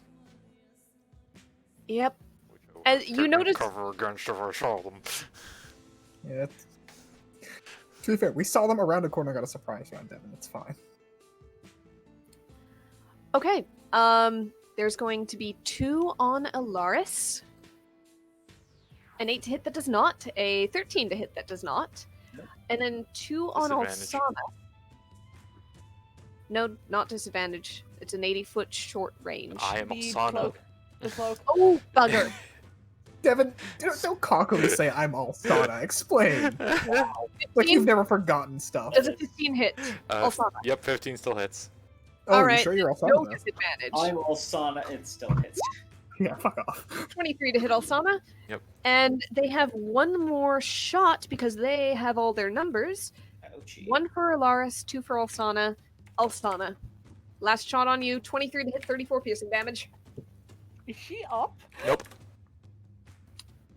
Jesus. That's I'm down. Alsana, you fall to the roof of the building. I'll say for the sake of this, you know what? For kindness' sake, roll me 1d2, real quick. 1d2. There's a chance. You've got a chance. Damn it. All right. Nope. 2. You actually slide down, and okay. Yeah, still a 2. You slide down, and you actually fall just next to Calda. So I'll that's a say death for the to sake fail. of this, I'll say for the sake of this, you don't fall far enough or hard enough to take a death fail, because I'll say that the eaves of the house are not actually 10 feet off the ground. Okay? Mm-hmm. You are just right there. However, you are just right there, and now you have to make a death saving throw. Yep. That goes away. I'm trying to remember if I have anything for this or not. Remind me which mask you took. Angel. Okay, so you do not have the... That's right, the death one was on Alaris, so you don't have advantage on Yeah, that. I'm just double checking a different thing. It's a saving throw? I wonder if death saves are affected by Paladin. It is a death saving I throw. think it yeah. would be. So yeah, you do have the plus from Calda. Oh, nope. The other thing I was thinking of was if I'm not incapacitated. So death save. All right, success. Mark it down. Mm-hmm. Elaris, you are very freshly aware of this horrible problem coming up from behind, but also the one in front of you. What do you want to do? Yeah. I am going to thin out this herd as fast as possible. Okay. Take your shots. 1, Pretty sure you're well within range. Oh yeah, you are, and you are also a sharpshooter. So yep. I am Okay. going to Eldritch Smite this one. 27 plus 5 is 32. 32, yes. Yeah. Okay, an Eldritch Smite. Hit him. I'm a 5th level caster. Mhm. Wow. It's still Yes. another 13. It's still 13. Yeah. That's I'm going to take cover behind here, just so I can somewhat stay away from this one, but still have eyes on this one. And I'm going to take another shot here. Alright. Shot on them, and 26 plus 5 is 31. Okay. Doing some hefty damage. Okay, anything else? He's going to duck into his house. Okay. You're able to duck inside the interior. You don't have much time to look around. Everything is happening very, very quickly. But you notice that it is thick with dust and cobwebs. The furniture is pushed to the side, broken.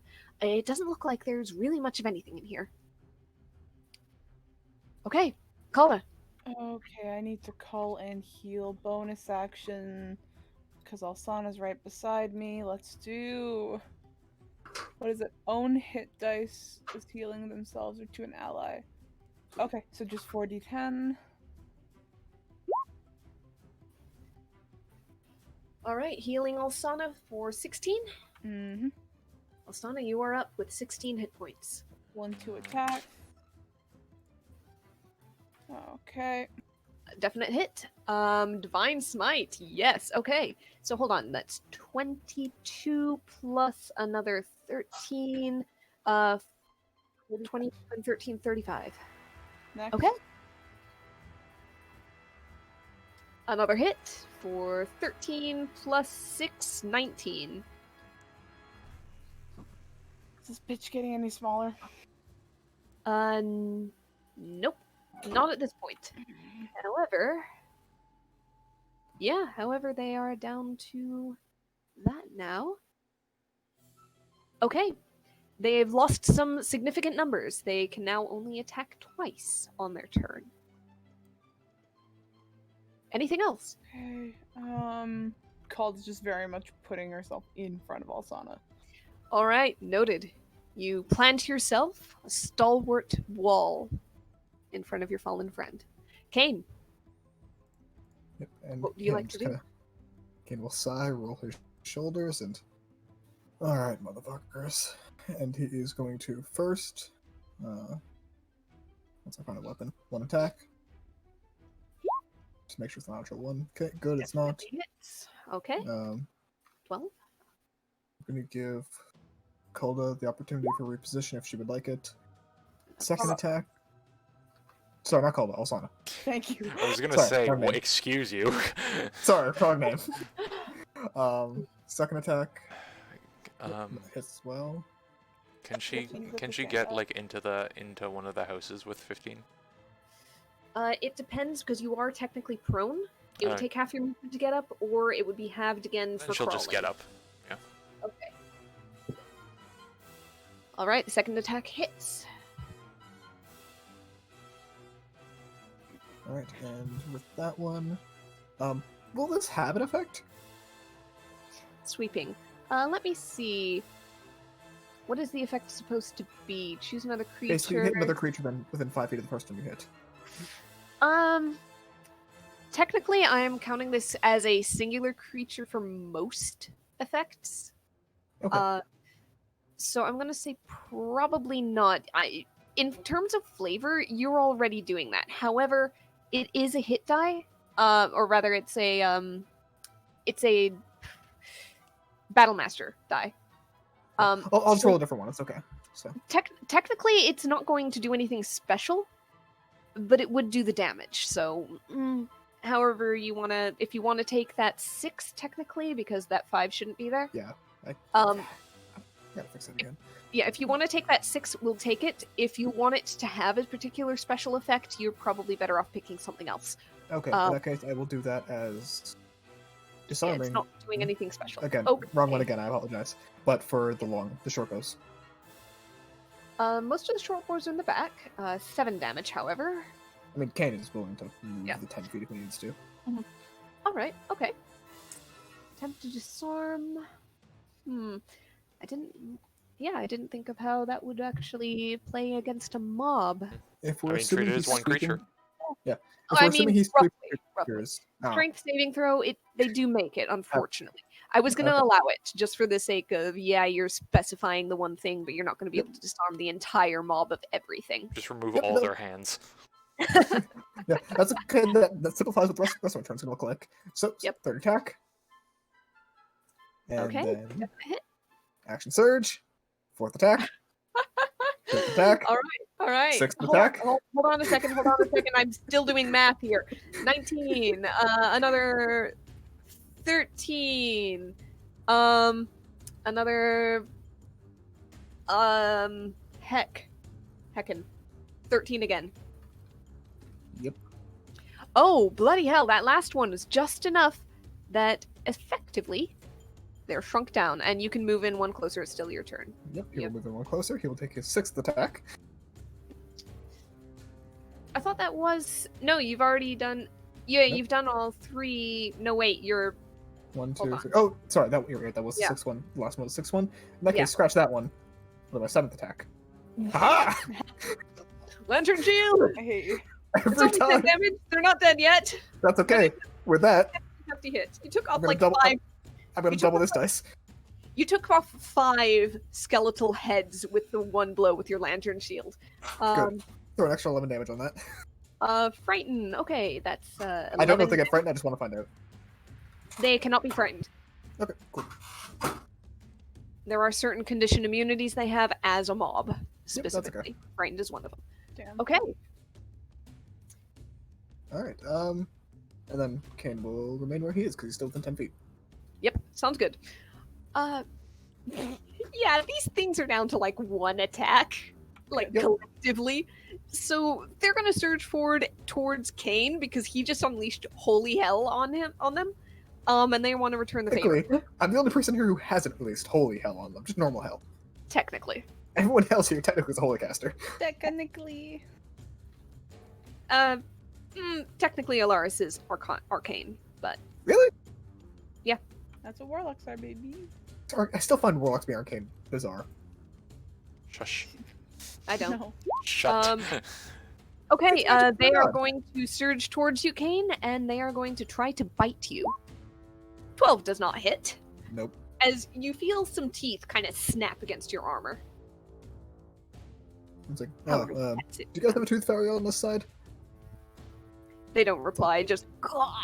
Ariel, I'm scared to ask. Yes, What's blighted blood? you'll find out. I don't. I'm This is the what only this is one what you that. got for the bowl cut comment. This is what I get for the bullcut comments. That was in place well before all those. Uchi. Okay. Ouchie, ouch. Kane, you're the only one within clear view. Yep. Oh, that was the intention. All right.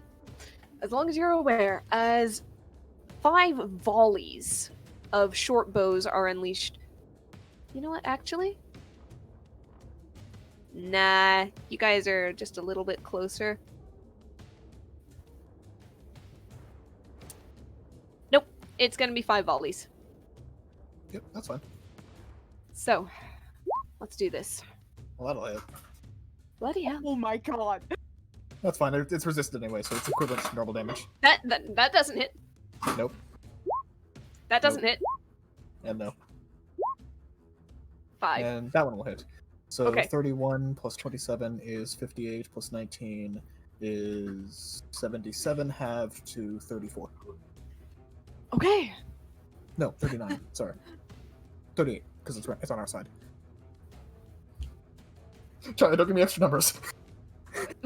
27. Ah! Hold on. I'm trying to subtract from my health. Hold on. 11. What was the number? 30. 25.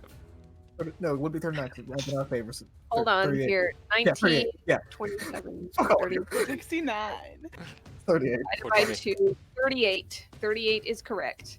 I'm saying numbers. All right. So, the other horde is beginning to shuffle towards you, drawing and releasing short bows in rapid succession. As Kane weathers several waves, there are arrows peppering the ground all around him. Alsana, Alzana pulls herself up out the ground and goes, "Boy, for their like arterial capabilities, I'm surprised I didn't see those bows earlier." Proceeds to cast.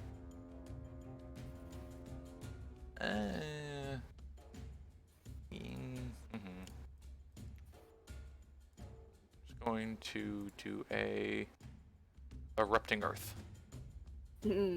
all right, where is it? She's first going to hop back on the room, peek out over here. Yep. Going to be right here. Okay. Just enough to get their front toesies, but they're counted as one creature. Yep. Basically, you are smashing your way through like the front ranks, but there are more coming in behind. Yep. Basically. That is So, like- a 20-foot cube, I believe. Yep. 5, 10, 15, 20. 20. That. And then just Okay. be nice and bothersome like that. Okay. So I'll do So. a good old copy paste. Mhm. 'Cause I like my sheet working. Mhm. Shut the fuck up. I've never had a problem with a spellcaster sheet, not even Dell's. Ty just breaks sheets. All right. 20 cubes under. Yeah, Ty just breaks sheets. Yeah, I've broken 4. Oh, they're good at those. Yeah, they're real good at those. 3d12 bludgeoning damage, if you please. And a scythe. Oh man. All right. Um, Ground is difficult terrain. That's gonna be fun. Yep, that's exactly what I did. Actually, 2 scythes. Okay. Yeah, yeah, I need 2 scythes. 38. Okay. All right. I'm starting to get a little chewed up. I believe at that point. You rest my movement, get inside and cover. Okay, they are down 1 of their multi-attacks now, as enough of them have fallen. Elaris, Yeah. you're taking cover inside your house. You can't. Okay, there is a window here, so you're going to be able to see up there, and there is a window back here, so you can see either one of them if you I move also to the ignore window. 3 quarters and You- half cover. You absolutely do. It was more a question of whether you'd see them at all, but you do. And I'm going, since they're currently ganging up on this one, I'm gonna thin out this herd. Go for it. 1. That's 10 HP and 10 necrotic damage additional for them. So let's see. 40 damage. I'm smiting that, so I'm Good. doubling the amount of smite dice that I'm using from 5d8 to 10. Roll them all. Ridiculous. I love it. 44. Fuck yes. Total of 84 You just damage did on one attack. 84 damage. They're now down another multi-attack. Good. This is the part where you like delete the middle like 3 sections of it, and you just have like 2 of them that are just 3 squares each. Elaris, in the one shot, you felt Xanthus's power wrap around your bolt just before you pulled the trigger.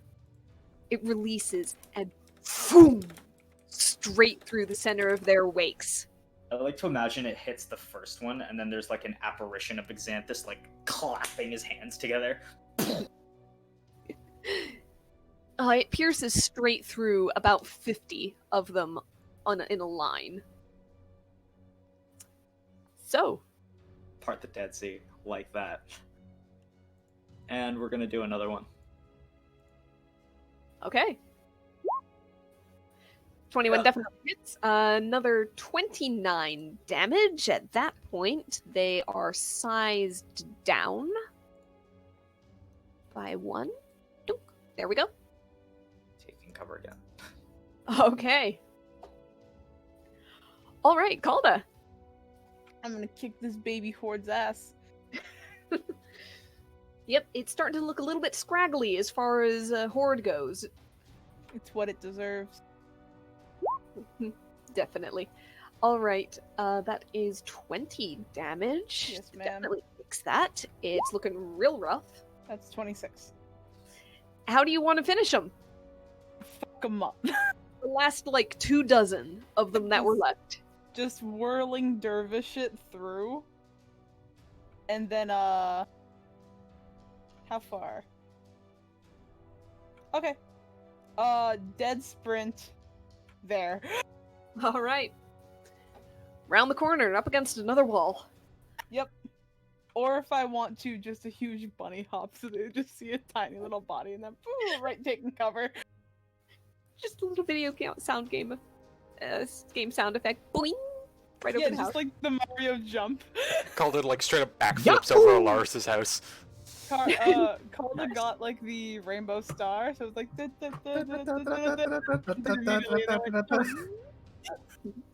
Hey, Calda just carved through the remaining few undead and then turned around, sprinted off, sprang out of view.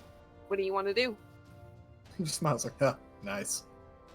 And he is going to, at a dead sprint, no pun intended, get to right there. Okay. Right at the corner of Alsana's churned up earth, you skid to a stop and you face the somewhat straggling now undead. They almost seem to be leaving a trail of bodies behind as they start to lurch towards you. He just kind of smiles there and twists the sword in his hand as he waits. All right. That was your action to sprint, correct? Yep. Okay. Now, they're not smart enough to go directly around it. They are going to go partly through this, so they are going to be slowed down a little bit. So that's 10 feet slowed to 20, and they can just barely squeeze past some of it to get up to Kane. All right, at that point, let me check their HP real quick. I believe... Senpai. Good work, Kane.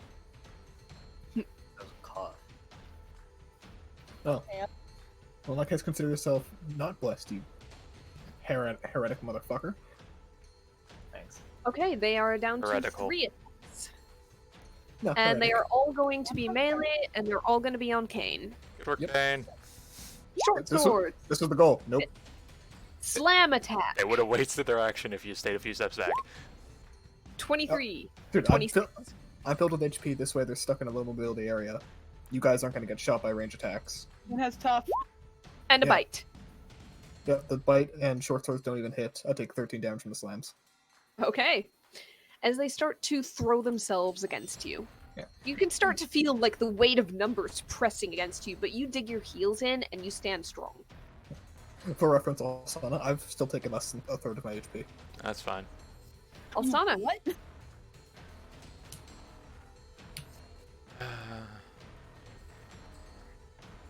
We go from over here up to Okay. there, down on the ground.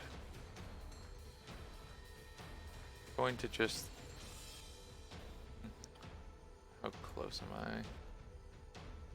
Oh, that's funny. Yeah, sure, let's go with that. Top left corner. I'm going to assume this will work, but we'll see. they are a bit of an experimental sheet and concept, so Ice knife. yeah, Ice Knife definitely works. So 26 definitely hits some of them, 5 piercing damage flat out, and then yeah, they almost can't make that saving throw. It's gonna be insane if they do. Just to be clear. Don't say Yep. those words to me. Oh, Devin, All right. I thought you believe in jinxes.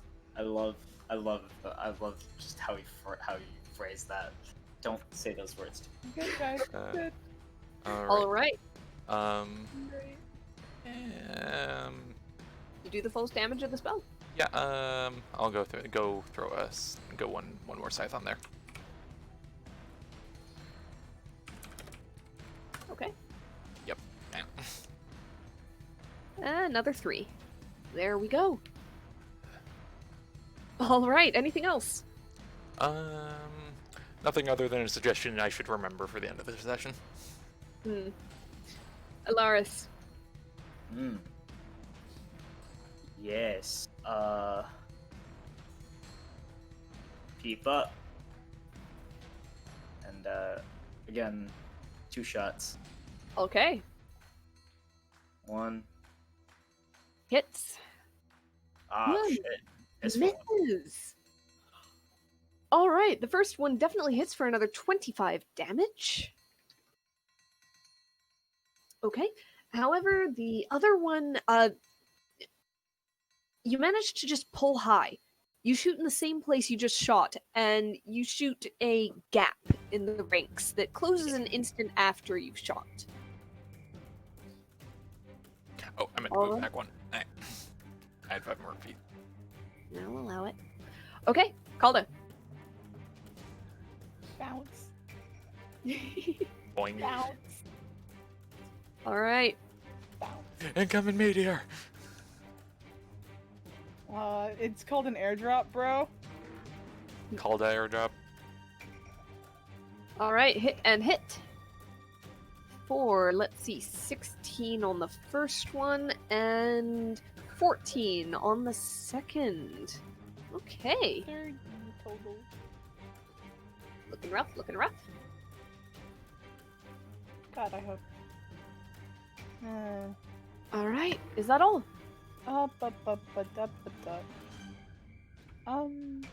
Kane's fine. Yeah, that's it. Okay, Kane. Alright. So Kane is going to do what Kane does best and stab things in the face. Mhm. Undead. As he does. Hit for, let's see, brain do 21, math, 17 and 20. 21, 17, and 20. Total of 58. And instead of punching him in the face with the shield this time, second wind. Okay. All right. They are down to 1 attack on their turn, and they've got 2 targets, equally inviting. So let's go ahead, and they don't have a preference. I'm going to see where the bulk of the attack falls. You're both fending off various undead, but the roll to attack is only going to be on one of you. So 1 for Kane, 2 for Calda. Kane. Duck season. Rabbit season. Not weapon season. Does a 23 hit? Ah, it's duck season! 20 piercing damage. Give me a Constitution saving throw, please. You are 32. fine. Kane's on fire. You take no necrotic damage. You only And I take, 10 piercing. as like a couple of them manage to find like the neck of your armor and start to dig in there. Alsana, you're up. You know what? Let's keep it easy and just freeze them up. Okay, Constitution saving throw. Darn. Ah, damn it! They succeed. +3. That was a good roll. They Yep. rolled a 9. All right. Unfortunately, you fire off the spell, but they shudder for a moment on the edges, but then waver and just reaffirm their attacks on Kane and Just Calda. gonna do this one on myself. Okay. Yeah, understandable. She deserves. Yep. Alaris. Yep. And he is going to peek back out You're back. Okay. and do the one thing he does best, which is shoot things. Just hits.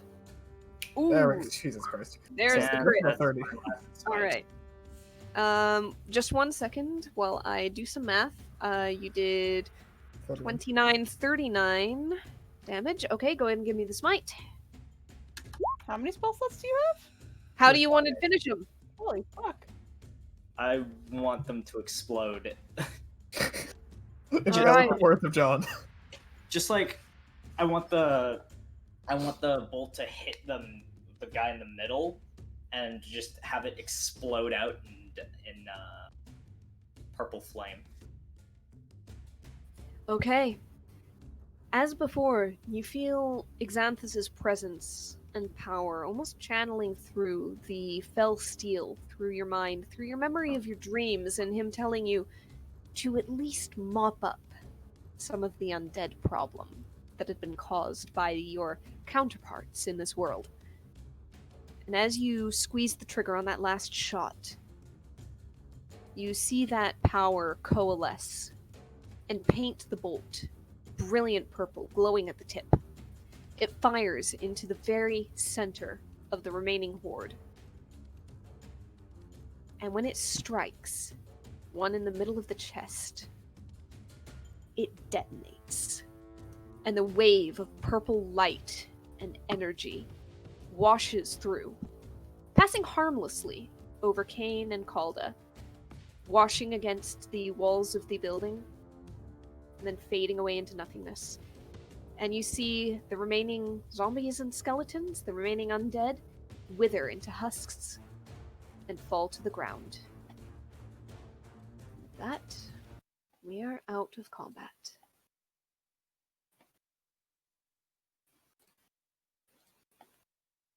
So, as you guys pick yourselves out of the little bit of wreckage, perhaps increased by the earth-shattering spell, Mhm. able to reconvene.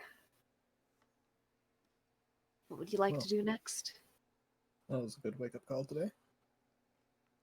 He looks over to Alsana like, any lasting injuries? Need to sit for a sec?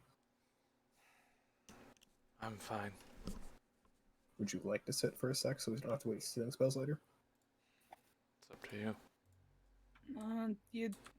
We should rest. Can't hurt. This- And she's just like pulling out various arrows from herself. Well- Size. You're the doctor, but at least sit down first. Laughs in passive 26. She's like, alright. Lars, I mean, if any building's as good as any, and he looks towards his. Called Would be this- house. Calda's clearing through the bodies just to see, like, she's specifically looking for anything from, like, Threshold just to see if these were the undead made by the Alliance, or just to see if they're just undead. They're just chilling. Alright, roll an investigation check.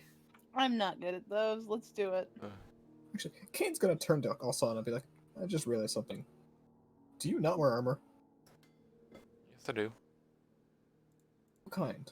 Leather. Do you want something a bit better than that? It won't let me send exclamation points. Like what? He pulls out his old breastplate. I can reshape it for you. No. You sure? It's a lot better against arrows. It's not like you get punched very often. Well, it's not better. Not good for much more than those.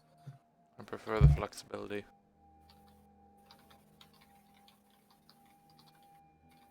Alright. If I go looking for something that's not loud but still effective. Would you wear that? Perhaps, but on this side I'm tentative given the already resemblance. By the way, we'll clarify. Breastplates don't have disadvantage. Oh, okay. I'm must have been mixing them up. You're thinking of Yeah, half plate. breastplates are medium. Yeah. 14 plus Dex. max deck, like max plus 2 decks. Yeah, my dex is 0, so Yeah, still better than 11 with leather. Yeah. Well- I'll reshape it if you ask me to, just...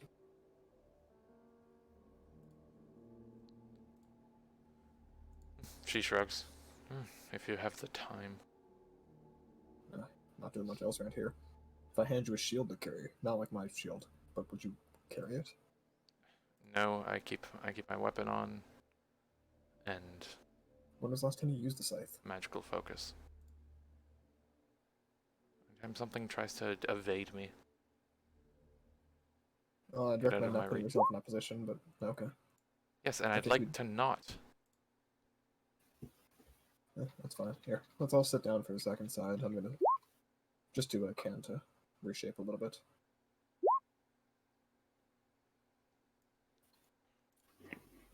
Okay, as you guys rest, Calda is sending Mori to do a quick circle loop of the town. You don't pick up any more tight-knit hordes of undead. You do see the occasional movement of a beast at the edge of the forest, a bird here and there. Beast is in regular beast or like Seemingly, yes. Okay. A creature of some kind, rustling leaves, or just the flank of something like a deer, perhaps. You know what? okay. On that, if Calder reports that at a point, Alson's just gonna ritual. Commune with nature. Okay. Real quick, just before that, so we don't forget. That blood, whatever that Calder got, did that ever come into effect? Lighted blood. You're not sure? Ariel, I hate you. Neat. Is Calder at least aware that something's up? Calda, Or Alsana with passive 26 medicine? Oh, Calder, do you ever heal yourself magically during that fight? I did forget this. I did not heal myself. All right. Are you guys short resting? Yes. Yes. Okay. So, are you using any hit dice? I would be. Okay. I'm gonna put this forward. Would Alsana with a passive 26 know well enough to check injuries on that, or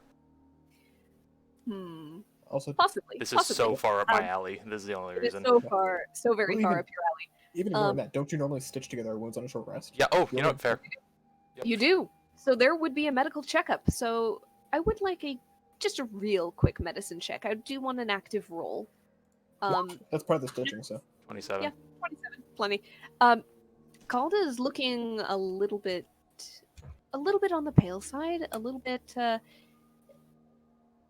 There's a tinge to some of the blood at the edges of her wounds that you're cleaning off that makes you think, oh, something's wrong here. Son of a bitch. It is not something that you've encountered before, though. It seems to be unique to this world. All right. That being said, you're pretty sure that something in this is going to inhibit healing. Basically, as the rest progresses, as you stitch wounds, you notice that Calda's hurts seem to be a lot slower to take to that. Ariel, I'm gonna try 2 things. I will say also before you do, my second level spells are easier to use. These are both abilities.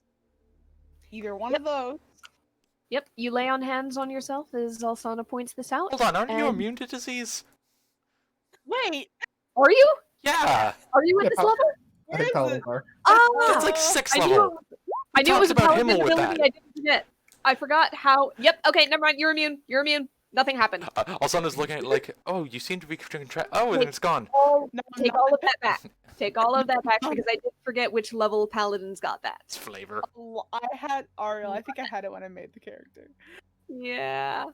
My bad. Could Alsana have at least gotten the information about that being a disease from the You know what? Calder's wound? Sure. Sure. Got You Maggie kind Buzz of right there. you kind of notice some of the signs, but Calder seems to be fine, and also Kane seems to have resisted something as well. You see the signs, the discoloration around in like the little bits of spittle that have She dried sees like on. the shedded like bile and skin like around certain wounds kind of thing. Yes, basically. Transmitted through bites is what you would get from that. Alright. She's gonna just write down some notes on that real quick. So yes, keep any like spell slots or land hands you were going to use on that because I forgot. Also, by the way, the commune with nature we'll say is kind of happening during in between these things in the short rest. Yep. So, what 3 facts are you Undead Nera. delving within 3 miles? Okay. So fast. Undead in the area makes sense to call for. All right. So, let's see. I'll say that you do pick up some undead, not concentrated in these hordes, but scattered ones here and there throughout that 3-mile radius. There's a larger trend of them towards the forest, for the most part. But they're not solely concentrated there. It's just like one here, one there. All in all, in that 3-mile radius sweeping all the way around your current position, there might be around a dozen. Okay. Basically, cleanup work, Yep. not so much encounter. Influence from other planes. All right. There's nothing current. There's almost an after flavor, kind of tinging the area, and most of that seems to be up on the hill where the cemetery is. It's very vague, not specific, but something from another plane, some power or being or something touched that area at one time in the past. Okay. And it was probably fairly powerful, but it's hard to gauge exactly how much so, because it could have been extremely powerful but a very long time ago, or moderately powerful and much more recent. Okay. I guess last off, people. You are the only people in the 3-mile radius. Good. Alright. And she blinks awake and just... There's some stragglers about, maybe a dozen or so. Additionally, I want to give that graveyard a check, but once we're stitched up. Yeah, I mean, honestly, at that point, just let me and Alaris take bows and clear it out. That's fine, just be aware. Also, I saw you looking at the bites we got. Should we avoid those? The what? The bites. I will, as a expert on undeath and on medical my brain can't words. And one No, you of got hit pretty hard. It's fine. she thinks this is player. Yeah. Fuck. Oh my god. You fucked me up worse, Conrad. I'm sorry. In my experience with undeath and my professional medical opinion, do not get bitten by zombies, yes. Alright, cool. If you had to pick between getting a bit and getting stabbed by a sword. You're better off with tetanus. I think I've eaten tetanus for breakfast past 3 mornings. It's fine. There are odd beings that can transfer various things through bites, poisons, curses. Vampires are Oh, most demons. popular. Yeah, the demons when they jump into your skin and make you sick. What? I'm being sarcastic. I know what You're enormous is. terrible at that. Yes, it's the me, and the everything about me. Fix that. Working on it. See, But that yeah. was sarcasm too. And No, see, I could actually read that. all right. So, Alsana is patching everyone up. She cannot fail. Yep. So everyone can take That's- their max hit dice. Wait, hold on. How many is that? I think I only have to take 3. What am I at?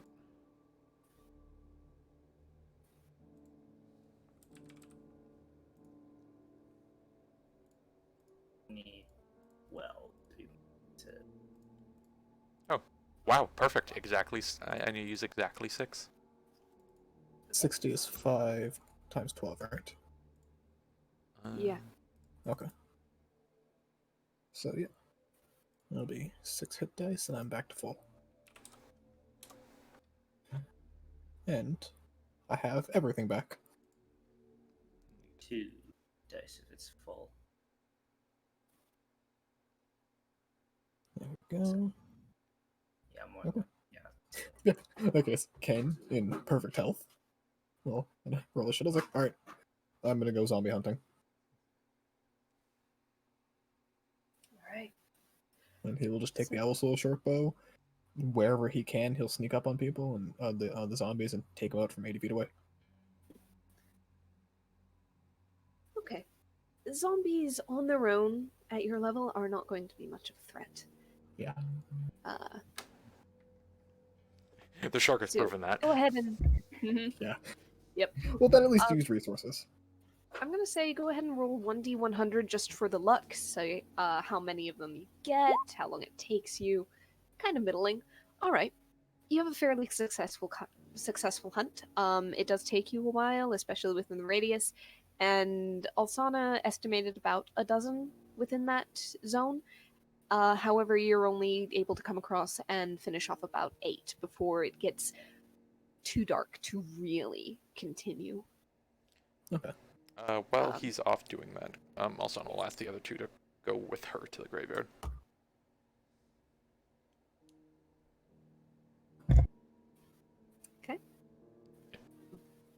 So, you head up to the graveyard.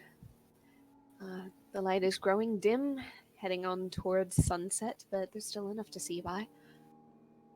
You pace through, looking at the various stones. Ilaris, you recognize this. You might not have frequented the graveyard, but you've grown up in this town. You know many of the names, people who maybe were old when you were young, who passed on. Old man so and so, old mother this and that. Everything seems to be pretty much in order, except for a couple of things. Alsana, you notice that there's no lamp vine growing on the trees. About to ask. And yeah, it's. You see withered vines, but no lights. Nothing living, nothing growing. Ilaris, your feet carry you to the more recent corner of the graveyard, the point where basically it expands outwards. And you come across a pit in the ground, not a fresh cut or dug grave. The sides are not straight, they've caved in, there's a bit of a slope. It almost looks torn out. It is empty, and the headstone is the one you saw in your dream.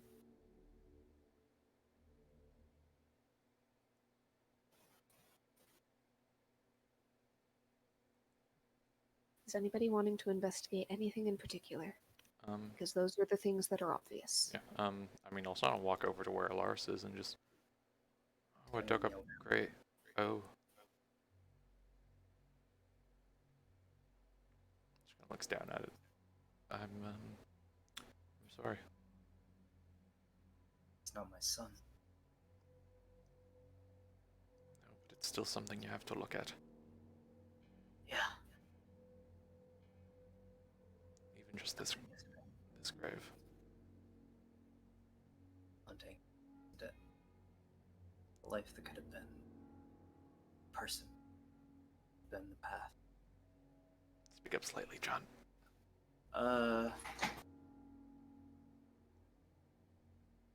Haunting isn't. Of course. Seeing the life that could have been. I mean, that's the nature of this side. Possibilities. Everyone has the what if, but this offers at least a peek into one route. One branching path. Of the probably many that time could hold. What is happening? Don't worry about it. Don't like that. Yeah. We're getting scryed on. We're just getting scryed on. Oh yeah, no, just casually. And she just looks down and just... I feel like something's here. Like something was here. I have to wonder if this side's Alaris holds similar magics as yours. Has your patron told you that? I assume you don't serve the same. No. The sole reason was he took a different route. He didn't go the same path. Right, but he might still have taken an opportunity like you. Yeah. And this would be a hell of an impetus for that. When I was glancing around, I felt something, some power, some sort of influence from another plane that isn't here now, but was a while ago. It was powerful. How powerful, I can't tell, because I don't know how long it's been, but... Actually, you know what, Ariel, on that, Yes. what could she estimate was the, like, strength of the being here if the time ago was, like, the few years of Gage? Oh, the couple of years? Yep. If it hasn't been Let's more than see. 2 years, what scale are we talking? Yeah. I'm trying to decide how that would exactly atrophy and what you would be able to compare it to. She talked to a demon lady. She did talk to a demon lady. You probably got something of a sense. She talked to Xanthus as well, twice. Go ahead and roll me a quick Arcana check. You do, of course, have the ability to use guidance because you are actively trying to think of this. Also, I might just bring it up to Alaris too, see if he has any input on it. Okay. I don't- Alaris, you did not get the sense, though, so you don't have that visceral, feeling. Yeah. Yeah, just wondering if he might think of anything like that. Just playing off his knowledge base specifically because he is a warlock. Mhm. I don't know if he has Arcana proficiency or not. See, he does. Okay, I'll allow a help action. Alright. So, see how it goes. 21 plus... 23. Yeah. 3. Why do you... Nyeh? That's a good roll. Yeah, but it's not god level. It's not god level, no. I'm Which asking means about a that- god. Which means you might not be able to ascertain anything very specific. If it was fairly recent, then you're pretty sure that it's not... You're pretty sure that it's not specifically, god level. It's not on the level of anything divine, if it was that recent. Any of the early ones on her bracelet. Yeah, no. It would not have been any of them doing any sort of direct influence. It could be something on the level of For instance, the Demon Lady or Xanthus, given how recent it was, it probably wasn't anything very much less powerful than them. Okay. So at least. Something on par with Xanthus, probably. Okay. If it's weaker, not by much. If it's stronger, again, probably not by much. Okay. Uh, Could Alsana yeah. do a detect good and evil on this? See if she can hone in a bit more on the flavor that was here. Sure. That one gives you the list of undead and Yeah. fae and And the celestials. consecrated desecrated. Interesting. Because it's usually a leveled spell, she just has to have it at will with the Yes. Yes, she does. The ground of this grave. It's tainted, impure. It comes close to a desecration. Not specifically from a spell that would desecrate, but more from an act. Something that was done here. It is, I'll throw this in as well. Probably also the same thing as what burned up the lamp vines. Mm-hmm.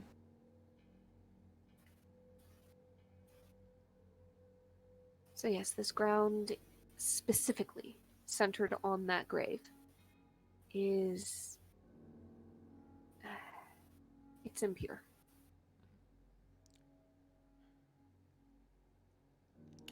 She is going to go over just to the right of it. And she actually, yeah, she'll go maybe nearby to a tree or something. Mhm. And she'll plant a lamp vine seed. Okay. Just give it a little bit of start with the druidcraft. Okay. You give it a start and the sprout starts to curl upwards. It doesn't look the healthiest, but it looks like it's tenacious. It'll hold on. Maybe it'll do some good. You've got work to do, little buddy. As well. And she'll walk over to the other side. And plant a dust spell. Okay. Give that one a little boost as well. Soon you have the little sprout leaves bobbing slightly in the grass. And then she's going to... She got a small vial of holy water on a necklace a while back as a little side thing. Yeah. She's just going to uncork that and just give a few drops to the two of them. Okay. You see them strengthen a little bit. Their colors seem a little more vibrant. If nothing else, it'll do some good. Yep. Roll me another quick Arcana check just offhand. Alright. Ugh. Alright, nothing else occurs. I don't have inspiration, do I? Nope. Damn it. It's okay. It was just an offhanded thing. I know, but I like these small things more. I know. That's all. Yep, on that. I'll say with a 12, you do know that a spell does exist to Hollow Ground, though I'm not sure any of you have it. Yeah. So, moot point. She's doing it. She's doing it her way, best she can. Yeah. I believe Druid Grove can do a similar thing. I think it's a 6th level spell. Mm-hmm. Could look it up. Let's see. Hold on. I should know this, but I can't quite recall.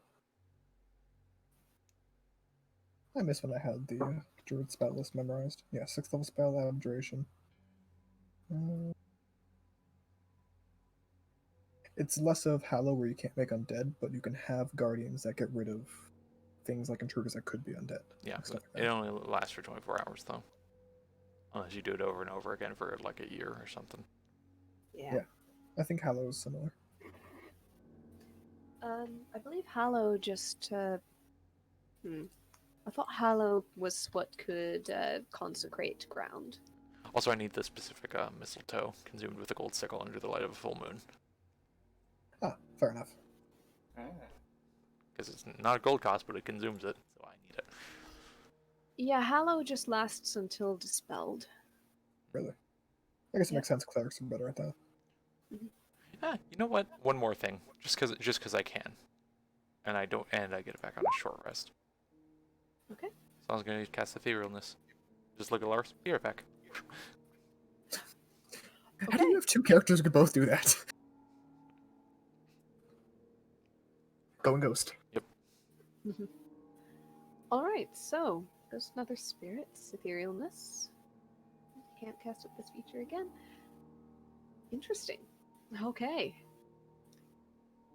You step into the realm of spirits, and you find a misty, almost desolate place. Go ahead and give me a quick perception check looking around. Guide yourself on that at least. Oh my god. It's a 35. First of all, you look over towards Elaris and you see standing behind him, also looking down at the grave, is Xanthus. Xanthus turns his masked face towards you, gives you a brief nod, looks back. Are you He feeling? says, Okay. "You are investigating dangerous paths. She nods. What do you hope to find?" I don't know exactly, but Hmm. if this was the turning point for his other half, any insight on him, or for the thing that rose up from there? He called upon a power, not mine. Not Antithesis to mine. equaling yours from what I could tell. One cannot equal death's inevitability, but this one comes close. A denial of death. Utter and complete. Beyond even my grasp for now, but that can change. How can I help? Find it and extinguish it. The fell steel. It can touch many beings, even those of death and beyond it. It is a dangerous thing that I have entrusted to my follower. As for you, I understand that you wish to remove the curse, It's a but perhaps possibility without. I consider.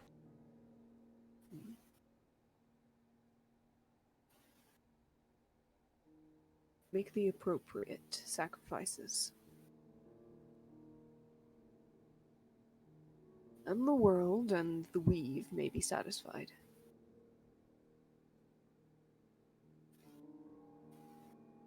However, if you wish to know the beginning of this one, know that this Alaris was able to get to his son in time. He asked my aid to do so. I granted it. The other could not. Was it at the same There's time? no. Your Elaris encountered the danger somewhat sooner. But it was a different danger. There are other kinds of blight in the world. Some is literal. The trees, dragging up roots, bringing death. There is also disease, beasts, accidents, and attacks.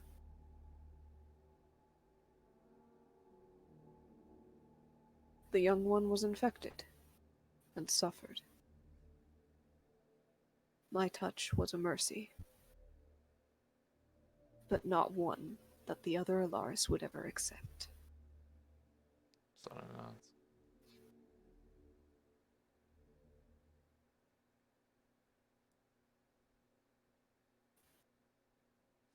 You are a difficult pill to swallow sometimes. His Don't blame- difficulty does not matter. Just don't blame them for it.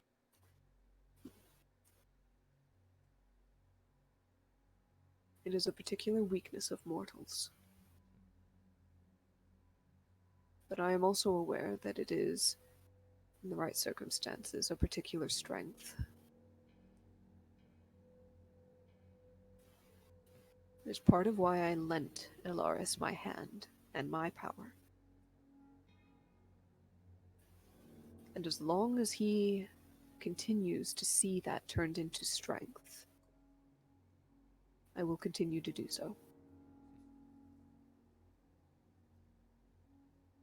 That said, I'm sure you're wondering about the town, the people there. She looks back. You will find no ghosts here. All the spirits that could have long since moved on. Some of the people I know simply left, fled the darkness that came when this grave was broken open.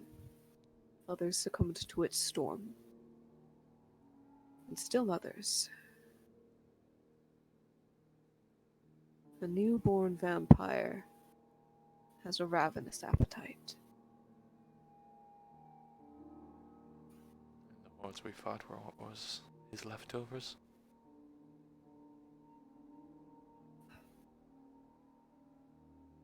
He tilts his head as if in thought. Not necessarily. One or two may have been. But they were mixed. They came from far away. Sent here. As groups. Bound by magic. By them. Looks towards you and nods. I almost hoped not, but why here? He tilts his head again. I do not know. There have been movements, but I only know the ones that tread in my domain. Masses flow from the Valley of Sanctuary in many directions, What if scattered. on these paths? She kind of like gestures around. How much death are they causing?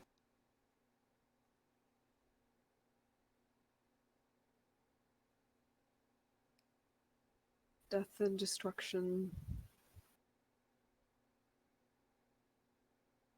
A fair amount. Whether directly or by their commands.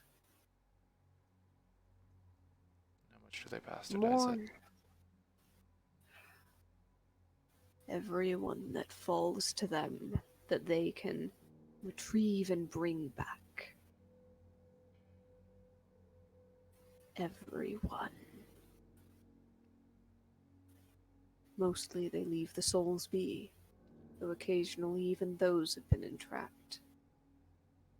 There's like a hard kind of like twitch to her shoulders.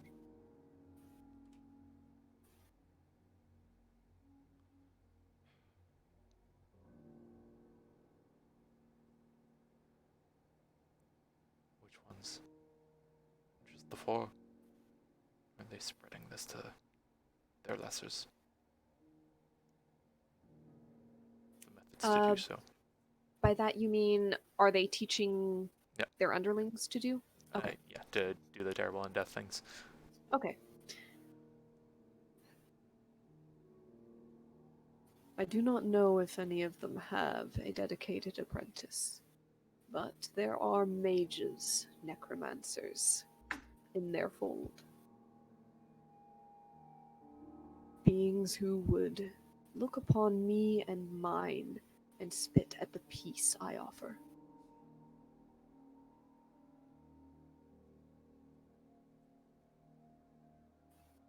I am inevitable, but I am an end, a rest. I am the deep calm and the quiet. I am not meant to be wrenched open and dragged into the light. Your kindness. Kind of tilts his head back towards the grave. If a mortal should choose to see me as such, they may. Not many do. It is of no matter to me. I mean, you say that.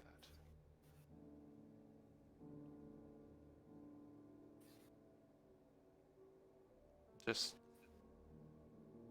thank you He nods. for all you do and for all you are. I imagine not. You don't get to hear that much directly. Very few meet me directly. But of those that do, you would be correct.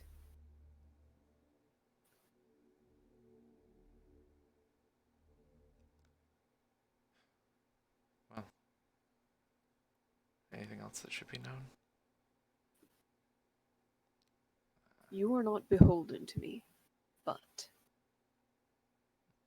I would ask that you take care of my follower. Nods. I have entrusted him power and responsibility, but I know how fragile you can be. And I know that there is a stress upon him now, which may cause lesser men to break. I'm not My bothered. demands are not light or easy, but they are necessary to the world.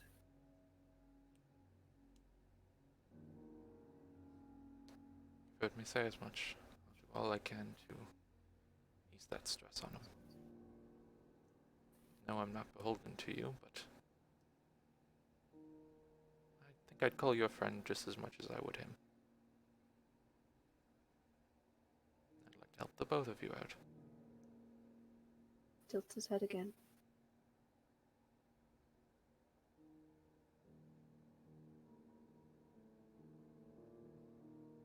And another thing.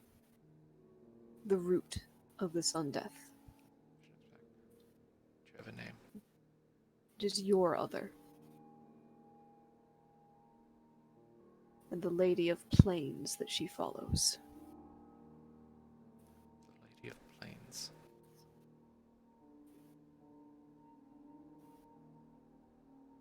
The lady's influence is yet small. Confined. Do not let it grow.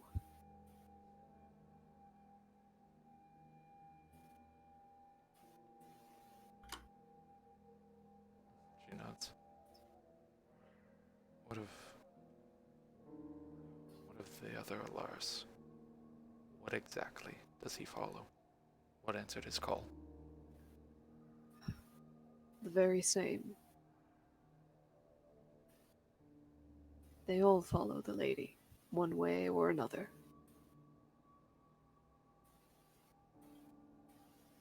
It was she who called them together.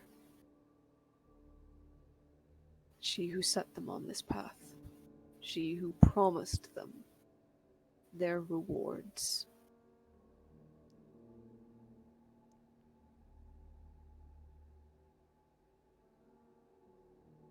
You said that Felsteel can touch her? He nods again.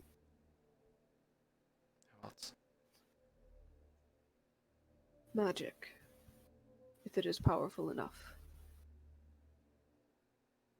She is not a god.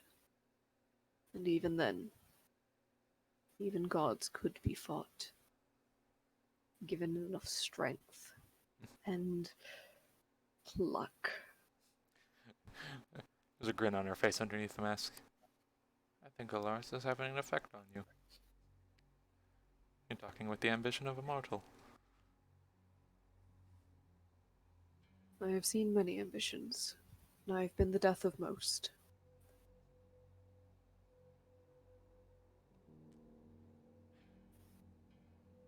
So the Felsteel, the magic. Powerful enough, that is.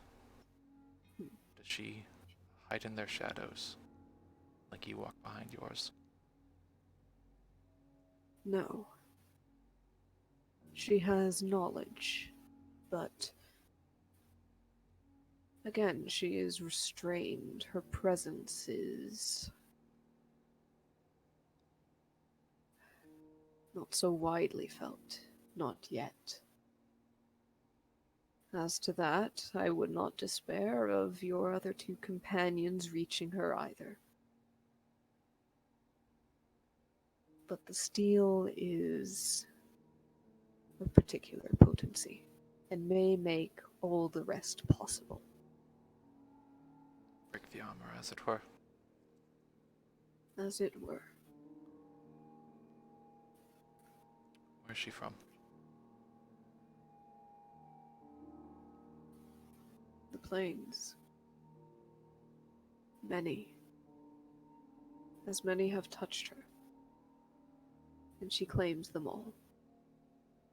As she wishes to claim this world and the next. Theirs and yours.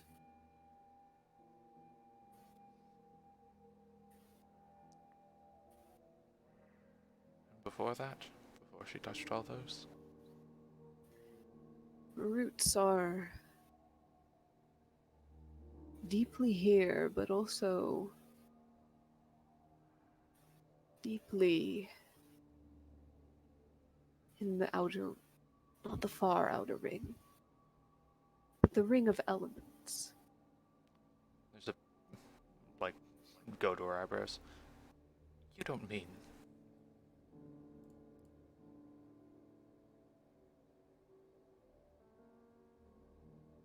What do I not mean?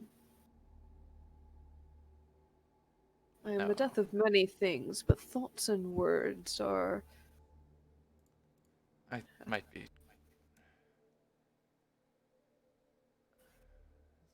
I might be going off on a tangent here. You don't know... The name Aileen Stormgust doesn't mean much to you, does it? Not particularly. She Alright. was never one of mine. And I do not know the name of every soul that passes through my gates. There's stories on our side. She was one who was part of the same organization your followers in. Said she chased a shadow across the plains. Wondering what that shadow is. Perhaps it was the lady. Perhaps it was a follower of her early on. Could not say.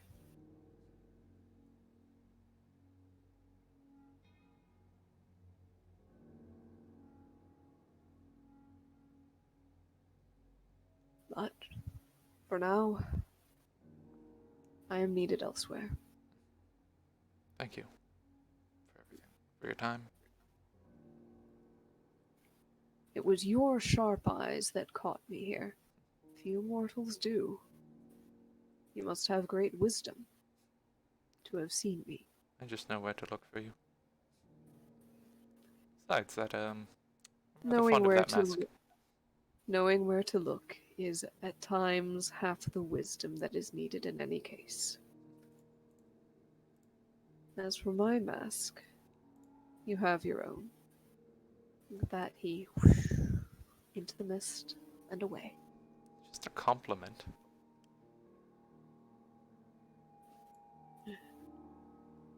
You are left in the ethereal, looking about the misty ghost of a town in a graveyard. You can see here almost a stain upon the ground around that grave. Discoloration that you felt via magic just a little while ago. Almost visible in this plane. It's a darkness that stretches outwards.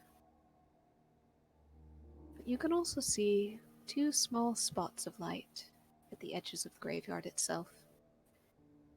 One each from the little plants that you placed in the ground and imbued with a drop or two of holy water. Small candle flames in a dark room, but ones that you know will grow.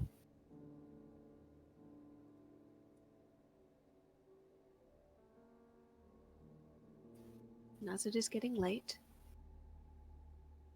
we'll say that as Alsana explores and eventually exits the ethereal, Kane returns with news of a fairly successful hunt of undead.